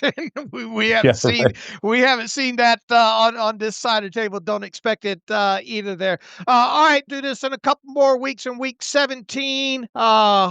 I don't know if it'll mean anything on this side of the table here, but somebody's got to win this AFC North. But in the meantime, Merry Christmas to you. Thanks for being back on with Dave and Alex on the Terrible Podcast on this Friday. Enjoy the game on Sunday, and we'll talk to you soon. Always a pleasure catching up with you guys. Appreciate you having me on. And welcome back to the Terrible Podcast. Our special thanks again to Jonas Schaefer for his insight. As always, appreciate his level-headed analysis. You can follow him on Twitter at Jonas_Schaefer. That's SHAFFER, Baltimore Banner. His name is Jonas. I'm sure he's heard that joke a million times before. I'll make it one more time, but always appreciate Jonas's insight. Yeah, and I messed up and called him Nate at the end of the interview there. I'm looking at the depth chart and all like that. Obviously, an error on my part trying to multitask, which the older I get, the more terrible I get at doing that there. But I'm sure he's been called worse just like us. So, it's the job we live. Shout him out on Twitter. We know Margie will. Props to Margie. By the way, thanks for everybody that send us those updates from Spotify and I think YouTube and all like that about the listenership. I think several people have done this and we appreciate it. I think I saw one listener. I don't have it in front of me of who that was though. Had something like in the top. He's in the top 1% of our listenership. Something like 15,000 minutes or something like that. Bless you, Alex. Do you talk to me for like 15,000 minutes during the? It's the only time we speak. We don't speak any other time. Can you imagine if my wife had to listen to me 15,000 minutes during a full calendar year and all like that? But it's that time of year and it's always amazing.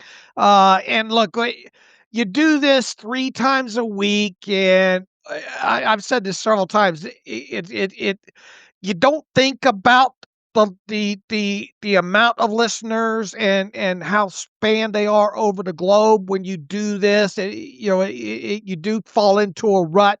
To me, it's just getting on and talking to Alex for an hour and a half to 2 hours, and that's part of the highlight of my week. And oh yeah, everybody else just gets to listen in there. But we do not take it for granted. Those of you that listen, and obviously the diehards that are in the Man, even if you're in the top 15% of our listenership and listening to the minutes that you do, we thank you for that and all. And we obviously thank those that reach out to the guests that we have on and thanking them for spending time with us as well. So I just want Yeah. to put that out there. No, well said, and appreciate everybody and really want to show our gratitude to that. We've certainly seen all the images of your Spotify Wrapped and your listening times and appreciate that. I do feel like we have to be a law firm. If you've listened to us for 15,000 minutes, you may be entitled to financial compensation, but I appreciate all the support, whether you're listening just occasionally or on a regular every show basis. We really are thankful for it. All right, Dave, let's talk Steelers and Ravens. The battle of the mids as Dave is teaming and determining this game 6-6, trying to get control of the AFC North. Pittsburgh on the road this year, first time facing the Ravens. Let's start with the Baltimore Ravens offense. It's not been quite its usual potent self, obviously missing Lamar Jackson for half the season. Even in his return, the offense has been, of course, better, but not as strong. Lamar not running as often. Derrick Henry has really been the lead guy in this run game. Does that change the calculation for Pittsburgh because Lamar is less of a threat? Austin said you can't ever assume that against Lamar. You can't ever just downplay that, and you still have to put 10 toes down on paying attention to him. But how do you view this Ravens offense? All right, assuming Lamar Jackson's going to play in this one, uh, they're going to do a few wrinkles in here with the with the zone reads and all like that, just to keep you honest in there. I think even was it the Cleveland game, I think they came out early and ran one of those just to kind of keep you honest. He's not the same. He's not the same guy that's going to run the read the way he did a couple of years ago, or most notably known for. But he still has the ability to do that. So that's an element that you always have to be concerned about. I don't see how you don't go into this game. As I stated, you got the long week to prepare here. You only had Derrick Henry with 11 total touches in that game against the Bengals there, and it was even a 12-7 game at the half, and I think he had only like 5 touches overall. Shame on them. Now, obviously, the turnovers got away from them. Overall, I think they had 5 in total in that game, and that started to slop it up even more and got into the second half there. But when you talk about stopping this Ravens offense, and you go back to the game, the last time they played them, it starts with having to control Derrick Henry as best as you possibly can. And we all are familiar with the type of schemes that they run there, and you got to make Derrick Henry stomp or stop his feet and change direction. If he has a runway continually throughout this game, he's going to pop you sooner or later, and then you're going to get into the fourth quarter of a game where your defense is just tired of having to try to get him on the ground here. So, and hopefully Todd Monken plays into this, and they, for whatever the reason, they get away from handing him the football. And if you don't, when he's not in the game, I've really been impressed with Keaton Mitchell, especially when he gets out on the edges there. You have to know that they're going to try, if they're not trying to run downhill, either between the tackle and the guard, or the guard and the center, or just outside the tackle. They're going to try to get the football on the edge, much in the same way that James Cook and Buffalo did here. But if you do not stop this run early, and you can't get 3 and outs or 5 and outs and get that offense off the field, it's going to make for a long day overall. And when it comes to the passing game, you've got to hunt Lamar Jackson when he's holding on to the football. We saw the ball security issues pop up, as has been the bugaboo with Lamar Jackson throughout his career. If you can get a hand on that football, you got a good chance of knocking it out there. And so that's a big component of this. He has not been as crisp as he has been at chunks of his career most recently. They've struggled to get the ball to Rashad Bateman. Overall, look, they've got great tight ends. I imagine he's going to try to use them, but this is not as crisp of an offense with Lamar Jackson in it that we've seen in the past. And that's another reason why I think that you're going, that along with the ankle injury, they're going to lean on the running game. So it's a captain obvious thing here. How you are able to manage Derrick Henry early in this game is going to set the entire tone for it. If you cannot stop Derrick Henry early, it's hard to imagine you're going to stop Derrick Henry as the game goes on there. So that's the long and short of it there. And their offensive line has not been great overall. I imagine you're going to see more of Emory Jones and Voorhees kind of rotate there at left guard. That's an opportunity for Cam Hayward to make a huge impact in this game overall here. But missing Derek Harmon's going to hurt. You're going to have to try to sell out and stop this run overall and take your chances with Lamar Jackson not being accurate on his throws off of play action and boots type situation here. But how you handle Derrick Henry in this game is going to be the big decider. Yeah, for as much as the run game may not be quite as dangerous as the past, it's still a top 5 run game. So, what problems to have? They're still averaging a $136 a game, 15 rushing touchdowns. Henry's still averaging what 5 something yards per carry, and so he's still having a fantastic season. You're always in that debate. Who is your primary guy to take away, Henry or Lamar? Pittsburgh's sort of done both in the past. Pre-Henry, it was always on. Take away Lamar Jackson. That's why the occasional, J.K. Dobbins and guys like that would have those big games.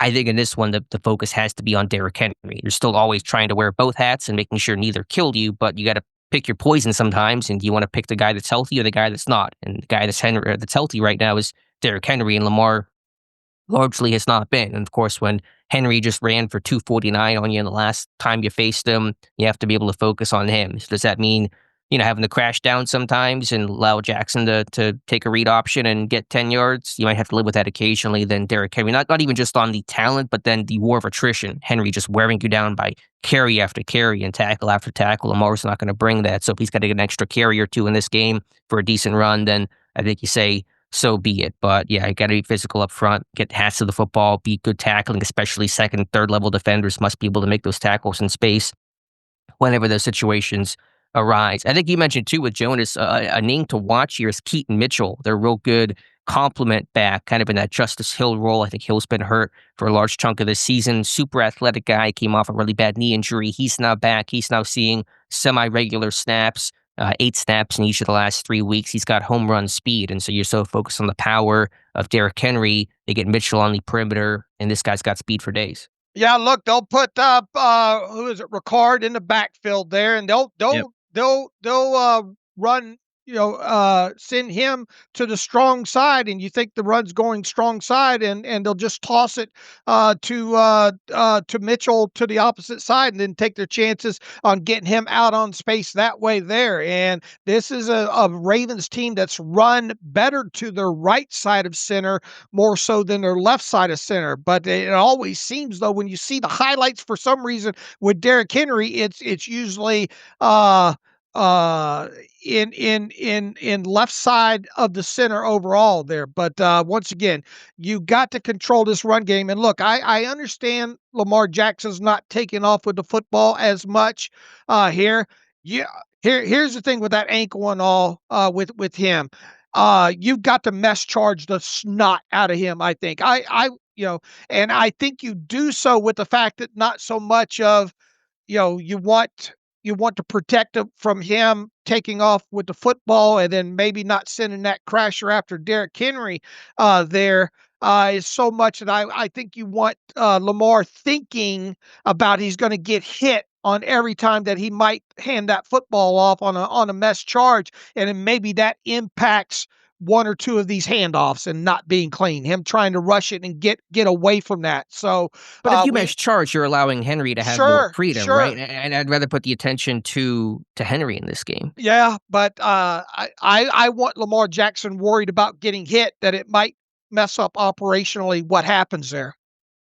I'm not sure. He's probably seen that before. He's certainly seen it from Pittsburgh. They've done that to all the mobile quarterbacks, RG3, Lamar. Like, I just want hats to the ball on Derrick Henry. So this is a game where I might not. If Lamar was healthy, because the point of the mesh charge is you muddy the read and you really take away the quarterback run threat. You kind of Right. force the back the whole time. And I don't know. I think in this game I got to get all 11 on Derrick Henry because I can't let him be the story of this game. Right, but I mean, even if you're backside with Watt or whoever's on the other side there, the odds of crashing down on that and getting Henry before he's through the line of scrimmage, especially against this Steelers defensive line.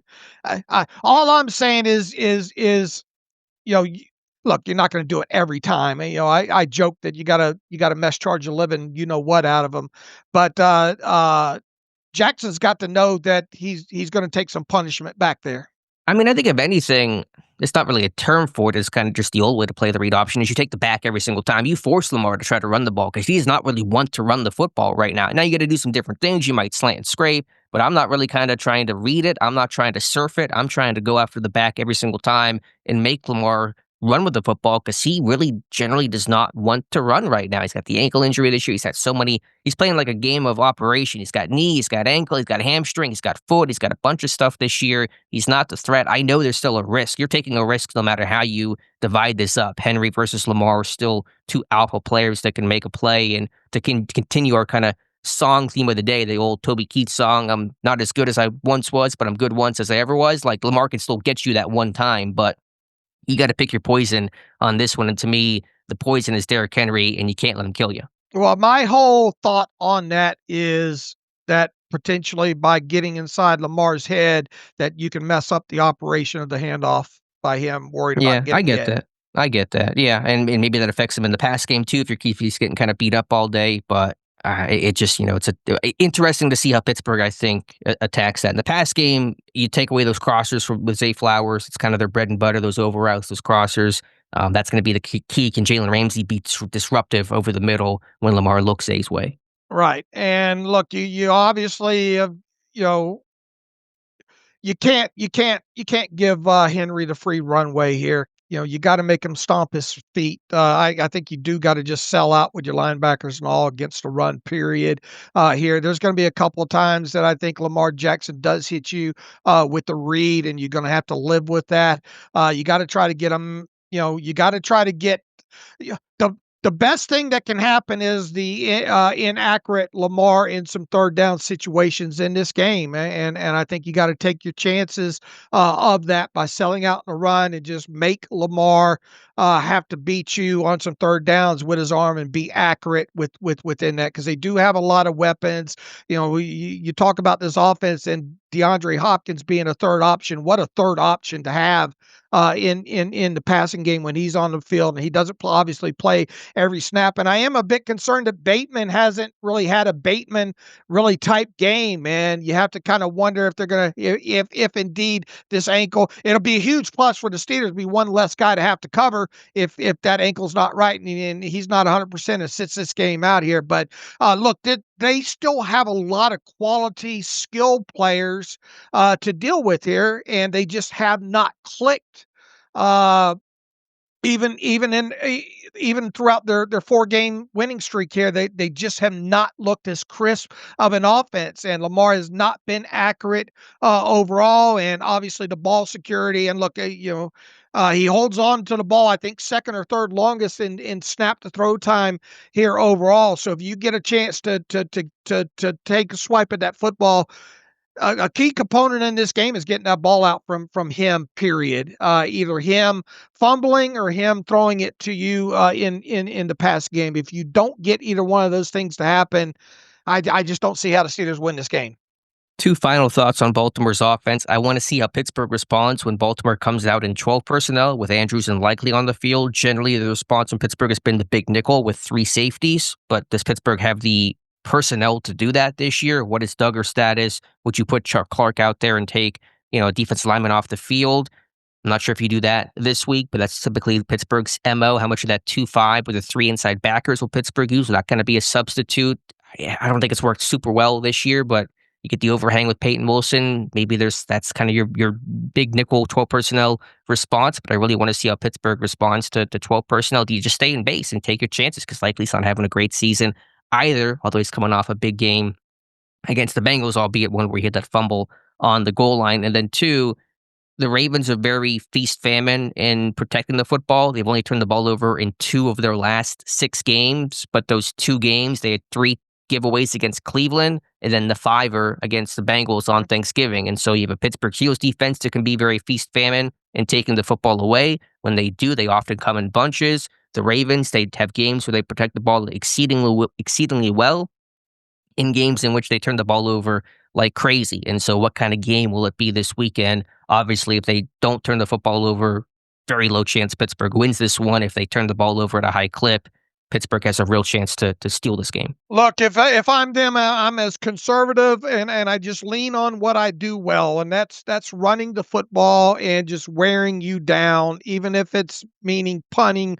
4 times in the first half. Eventually, their notion should be don't kill ourselves with the turnovers from Lamar Jackson. Period. And the Steelers have got to do everything they can to not let a 2-bill game for Derrick Henry, because if Derrick Henry rushes, gets obviously in that 100-yard or more territory, it's probably been a bad game for you on offense.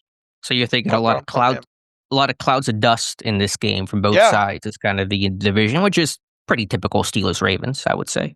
Yeah, I haven't hid this for quite some time. I'm worried about this game and stopping the run. Sure. I think we all are. All right, flipping over to the Ravens defense. I thought you made the good point. Once they traded for Gilman and Hamilton could stop playing free safety and came down in that kind of big nickel slot role, that defense has really improved. It might be struggling a little bit more in recent weeks, but it's hard to look at the seasonal numbers for Baltimore because they really don't tell this story. The first month was abysmal. They make the switch. They get Gilman to play safety. They get Hamilton down the box, and the defense has been much better. Of course, they've been a lot healthier, too. They had so many injuries to begin the season. They're really back to good health across the board, especially on the defensive side of the football. So to me, this is still kind of same old Ravens defense. It's not, the pass rush doesn't have the teeth there, but I still think it's a good group overall. Yeah, Kyle Hamilton, the way they're playing him now since Gilman arrived, and you guys did a great job in the preview breakdown film room of this that's up on the site Friday morning here.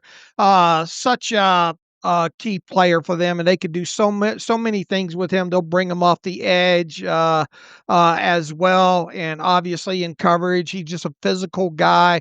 He does a good job against the run down low. There's even if they don't need Nate Wiggins, obviously they would like to have Nate Wiggins for this game, but they don't need Nate Wiggins, I don't believe, to win this game.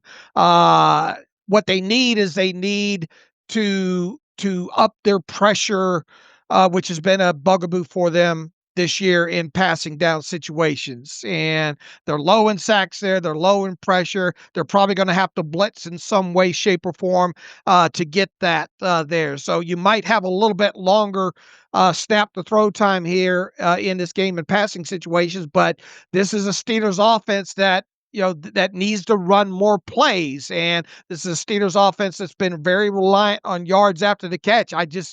Even though this has not been a great defense in totality over the course of the 12 games, they have gotten better since the arrival of Gilman in the explosive play category and just in totality in per play situation here. You've got to come out with the idea that you're going to run on them. I think you've got to make Roquan Smith, Teddy Buchanan, and Kyle Hamilton earn their stripes in this. You've got to get in a lot of third and makeable situations there, and then you've got to obviously move the chains. I'm not expecting the Steelers to have success deep down the field in the passing game there. I do, however, think that and I joked with Jonas on this. He said you attack the middle of the field. Yeah, right. We'll have to see that, but I think that is kind of where they are vulnerable in this is in the middle of the field, past 5 yards down, past the line of scrimmage here. So, once again, the bugaboo, I think, with this Ravens defense overall is just their lack of continual pressure, but you don't have a very mobile quarterback at all in Aaron Rodgers here. So that helps their pass rush a little bit because they know where he's going to be at pretty much in the pocket there. So, you got to give Aaron Rodgers a little bit more time, especially in second and long and third down situations. But if the Steelers can't run the ball in this game, it's not going to matter, period. Yeah, and Baltimore's run defense has not been great on paper, but I still watch the tape and say it's still the hallmarks. You got big guys up front like Travis Jones, and they eat blocks, and they still two-gap well. The corners do a great job in run support. Of course, Hamilton out there as well. So, the stat that kind of shows it, to talk about Hamilton's impact and his switch, the first month of the season, he played 139 free safety snaps. Since, he's played just 8 in total. And so that's really kind of gotten their defense back to where it should be. So I think you try to run weak on these guys. That's kind of where Baltimore struggled a little bit more, running weak side, but I didn't really see any consistent issues in their run defense as of late. But Pittsburgh certainly will have to run the ball and stay on schedule. Yeah, if Woozy has to play in place of Nate Wiggins, I think you kind of go after him with whoever he's having to guard here. But yeah, look, I mean, I think there's not much wrong, I don't think, with their secondary. And remember Marlon Humphrey's a guy that against the Steelers specifically, he's got the reputation of getting the ball out. Right. I don't think he's playing at the level he once was, but he's still hyper versatile, plays inside, plays outside, and is still can be a good player. And the Ravens take the ball away at a consistent clip. They have a turnover, a takeaway forced in 7 straight games. That's the second longest active streak in the NFL, only behind the Colts. And so, of course, protecting the football is key. They do a good job situational football too. 10th on third down defense, 6th in the red zone. So there's a lot there to worry about. The Ravens' biggest issue is that lack of a pass rush. Nobody has more than 2.5 sacks for them this season, and that's their rookie Mike Green. But I think that they're still getting pressure from different people. They'll bring Hamilton. They'll bring Humphrey off the boundary. They do those double barrel mug looks with Roquan Smith and Hamilton. So they will stress your protections and bluff and drop things out, and they drop defensive linemen. So, I mean, it's a Ravens defense. It doesn't matter the DC, whether that's, I don't know, Wink Martindale or Zach Gore, the current DC. It's all kind of the same in terms of how Baltimore runs their operation. Look, if you want to try to run on them, and these stats are kind of skewed by a little bit since Kyle Hamilton's taken on a little bit different role in this, but right guard and right tackle is where they've been susceptible to giving up yardage here, and the Steelers run okay to their right side. They run better to their right side than they do to their left side in totality here. But keep going back to, this is a Steelers offense that struggles in not only passing explosive plays, but running explosive plays of more than 10 yards or more. So you better get this ground game going early, and you better get it to stick, because if you don't, you're running fewer plays, obviously, and you're playing right into their hands of their offense, running a lot of plays. And if they run a lot of plays on offense, you're going to have to, that's that many more times you're going to have to tackle Derrick Henry.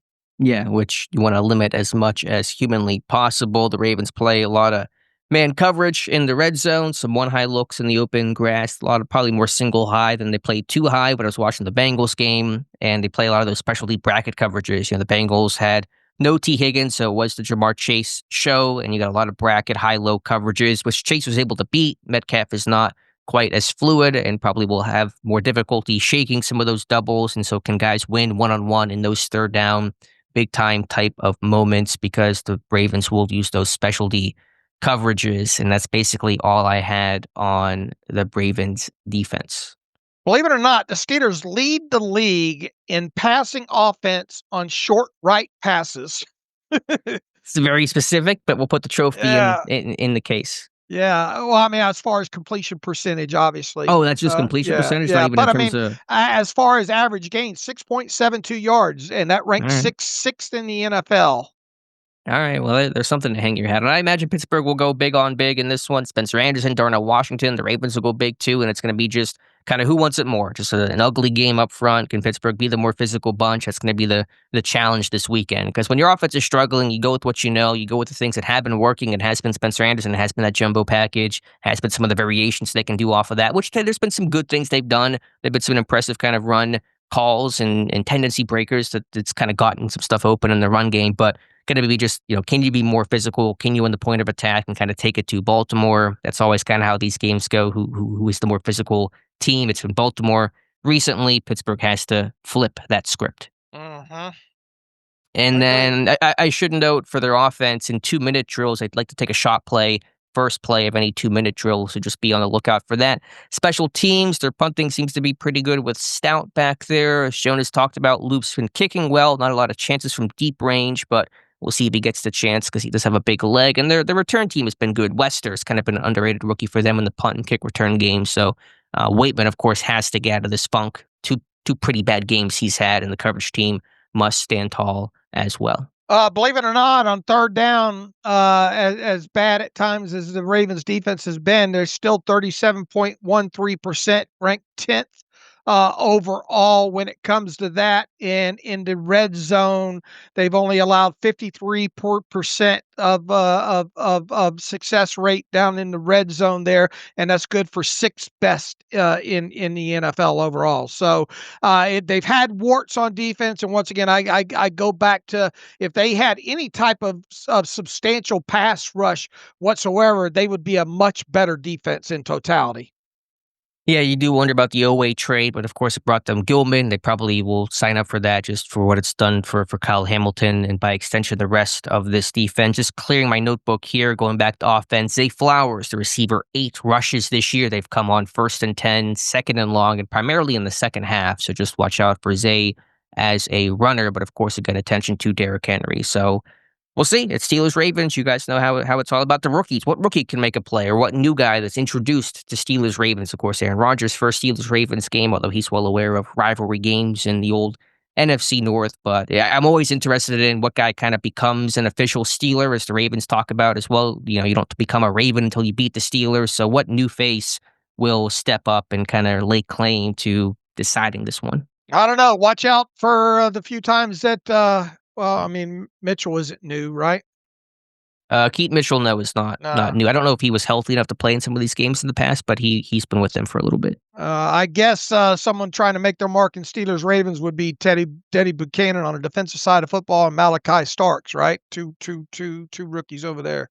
Yeah, the rookie class has been, I think, really strong. Buchanan was one of my sleepers. He's done a great job this year, really replaced Trenton Simpson. Starks has been a ball hawk as a safety. I think maybe a quiet start to the season, but that's probably typical for the position. He's picked things up nicely as well. For Pittsburgh, what Steeler has to step up and introduce himself? I'm thinking like Y.A. Black's a guy that's got to really be tall, physically or figuratively and literally at the line of scrimmage. Like he's got to really stand up and be a strong run defender. Yeah, and look, I thought he played okay against the Bills overall, but missed a couple tackles. I think you saw, and I think you pointed out a couple instances of just losing sight of the ball carrier, right?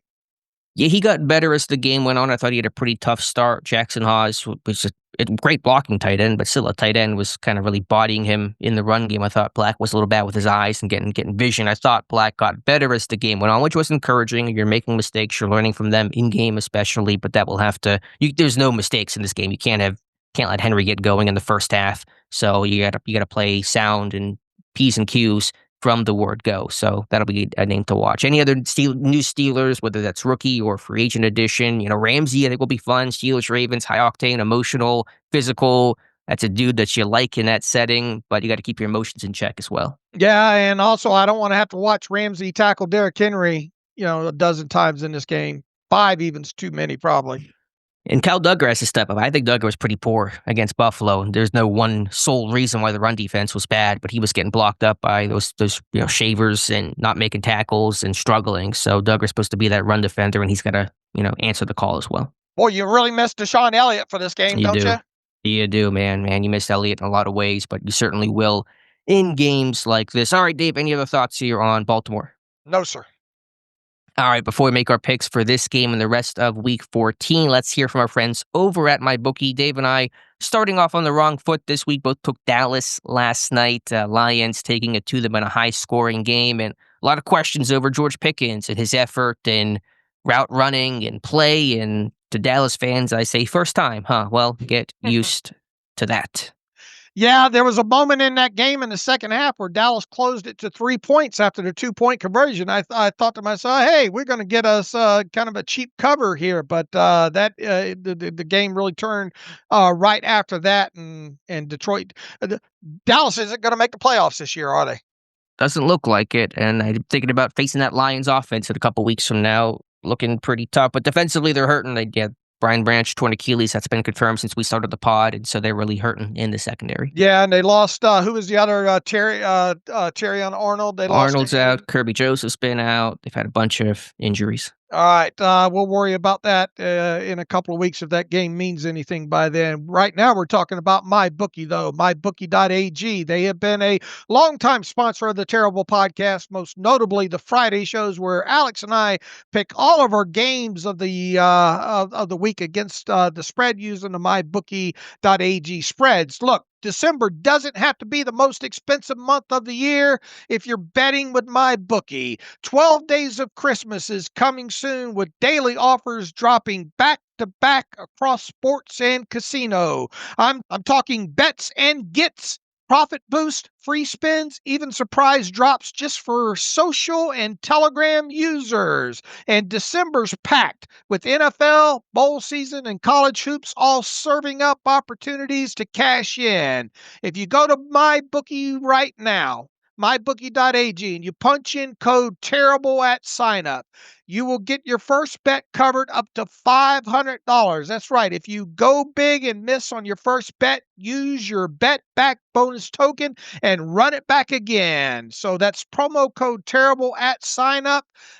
Your first bet is covered up to $500. So once again, if you go in up to $500, you miss, you use your bet back bonus token and you can try again there. So with MyBookie, obviously it's that time of year with a lot of sports going on. You can bet anything, anytime, anywhere, only with MyBookie, and we appreciate them being longtime sponsors of the Terrible Podcast.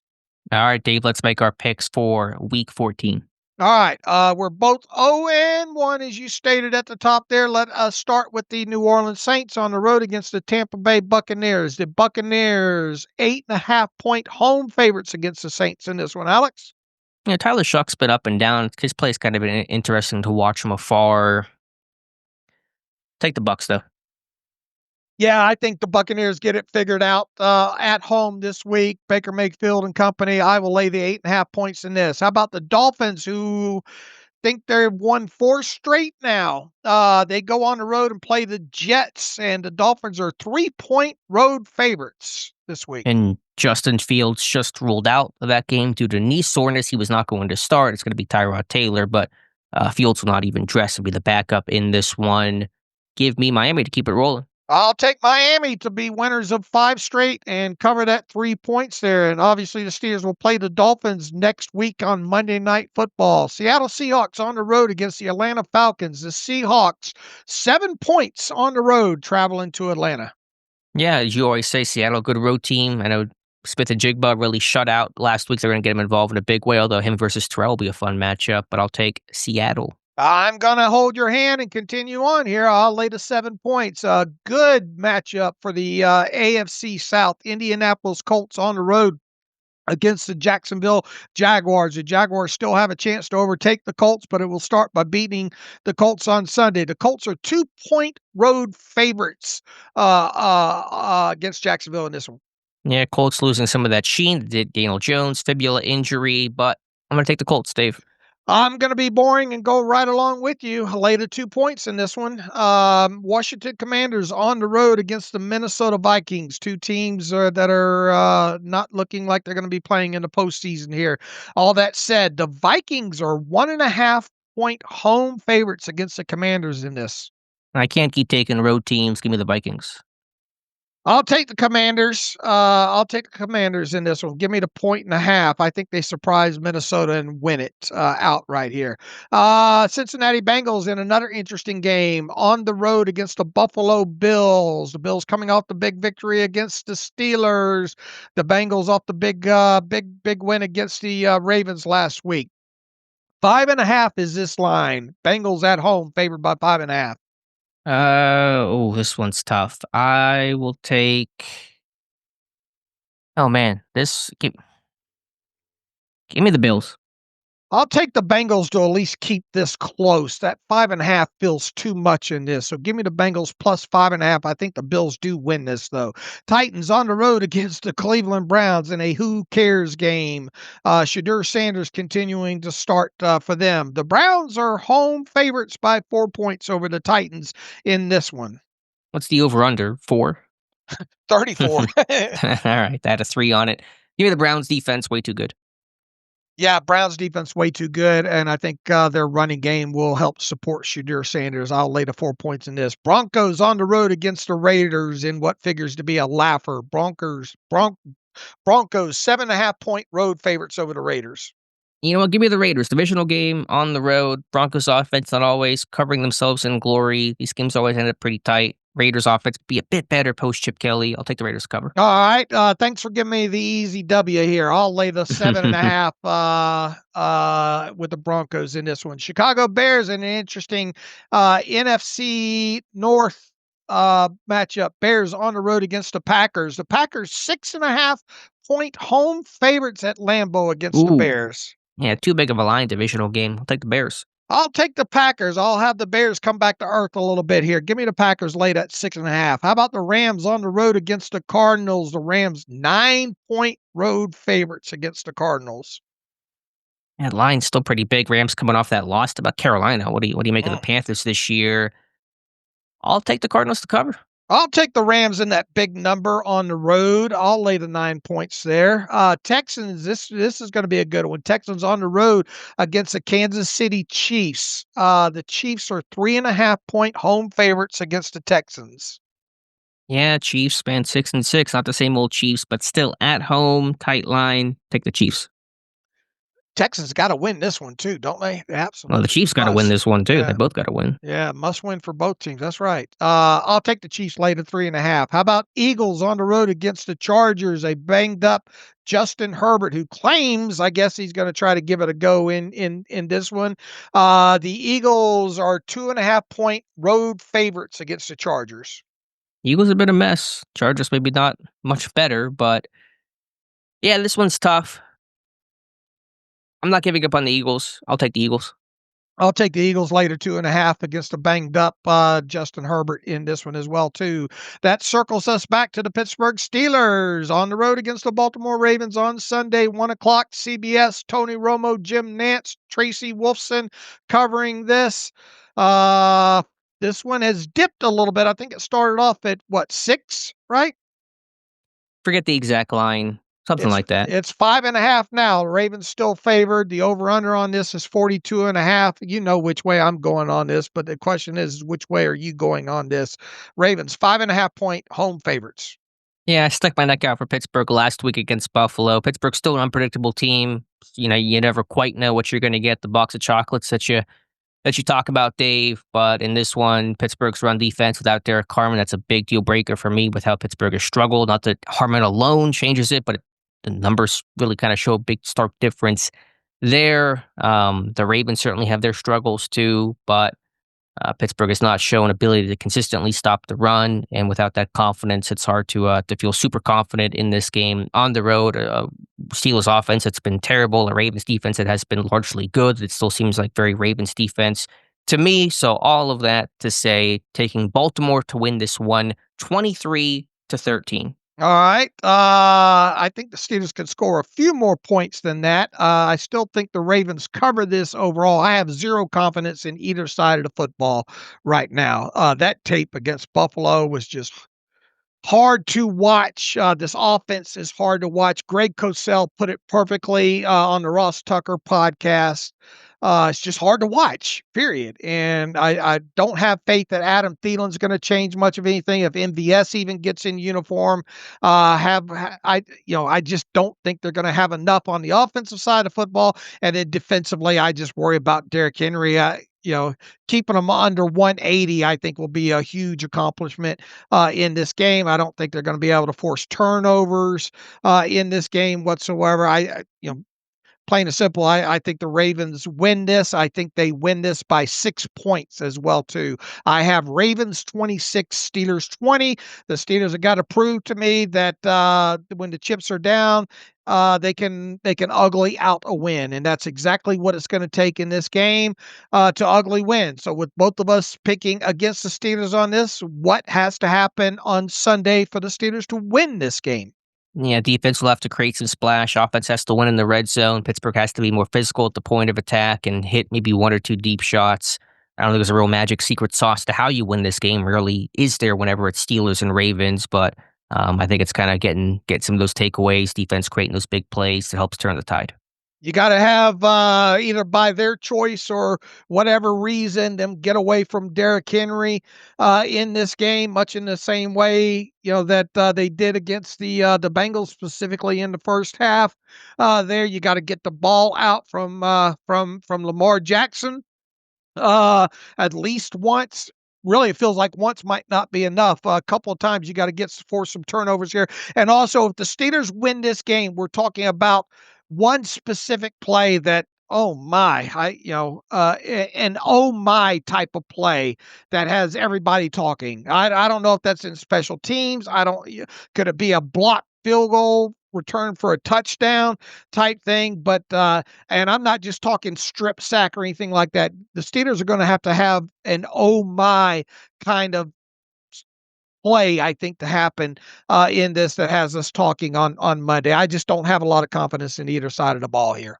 And then Pittsburgh's got to close these games out. They've been okay in the first half. I said they've led at half in 9 games this year, which is crazy for a team that is 6-6. They've blown 4 halftime leads, which is tied a franchise record, tied for most in the NFL this season. And so Pittsburgh has played bad in the fourth quarter, specifically in every game except for maybe the Bengals game over the last 5, 6, 7 plus weeks. And so when Steelers Ravens, if it is going to be a tight game, if Pittsburgh's winning this game, it's going to be tight. They're not going to win this game by a comfortable margin. And so you got to make those plays in the final 5 minutes of the game, forming that offense, forming a defense to step up here. So Pittsburgh has to close games out because they just have been doing a really poor job of finishing games. And you said that's going to be a record if they allow another first half lead to evaporate, Yeah, right? if they blow a 5th halftime lead, it'll be a franchise record. They've never blown more than 4 in a single season. They did so in 2009, in 84, and currently at 4 in 2025. All right, let's get to some emails and close out the show here at this point here. Unwinding the current bad contracts from Carlos here. Hey, guys, hope you're doing well. I imagine the Steelers will bring TJ and DK Metcalf back next year. How would you go about getting out of their contracts before the 2027 season if they can't find a trade partner?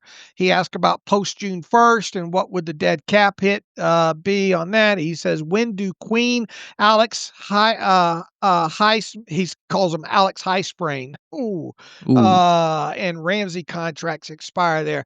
All right, let's look at TJ Watt. Unless you trade TJ Watt, he's got guaranteed salary of even in 2027 of $32 million, which is his base salary there. And I don't think they're going to have to restructure his contract in between there for cap purposes and all. So unless you trade TJ Watt, it doesn't feel like you're going to be getting out of that contract until after the 2027 season. Does Watt have a no trade clause of any sort in his contract? I don't know. I would imagine the Steelers wouldn't have let that get in there. I would imagine.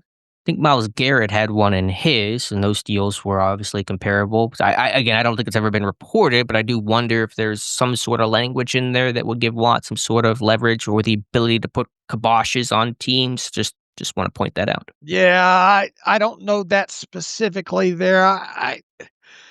With the guaranteed money, I would think that the trade-off that they would have been there is that, you can't have a no-trade clause put in there. But I don't know for sure. I'll have to get with Joe Corey on that.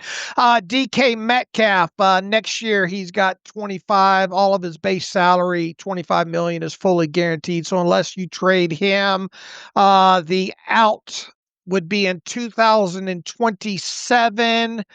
And it would be before you pay him a $6.5 million roster bonus in March of 2027. So You're probably not going to trade DK Metcalf. He's going to be on this team in 2026. The question then becomes if you want to get out of the deal, either you trade him or you cut him before that $6.5 million roster bonus in March of 2027 is due. He asked about who else. The Patrick Queen contract. Queen is under contract through 2026. You had the potential of getting out of that if you wanted to by cutting him pre-March 17th and not paying the $2.5 million roster bonus. Right now, Eve, I know Patrick Queen's been hot and cold and all. It's hard to imagine them moving on from Patrick Queen during the offseason as we sit here right now, right? I don't know. I got to think about that one. I think there's certainly a case to be made, but we'll see how the season wraps up. I think he asked about Alex Highsmith. He is under contract through the 2027 season. He has no more guaranteed money on his deal. He's scheduled to make $14.5 million in 2026. That's livable with overall. So that's where you're at on him. All right, Alex, we've run a little bit long here. There's not many questions over here overall. We'll get to them on Monday. So in the meantime, you can follow me on Twitter at Steelers Depot. Follow Alex at Alex_Kozora. Follow the show at Terrible Podcast. Email the show, theterriblepodcast@gmail.com. If you like what we do and want to donate, SteelersDepot.com, hit the donate button. Also, if you like an ad-free version, SteelersDepot.com, hit the ad-free button and follow directions that way. We'll be back on Monday, good, bad, or ugly, or all the above, to discuss the outcome of Steelers Ravens. So until Monday, as always, thanks for listening to the Terrible Podcast with Dave and Alex.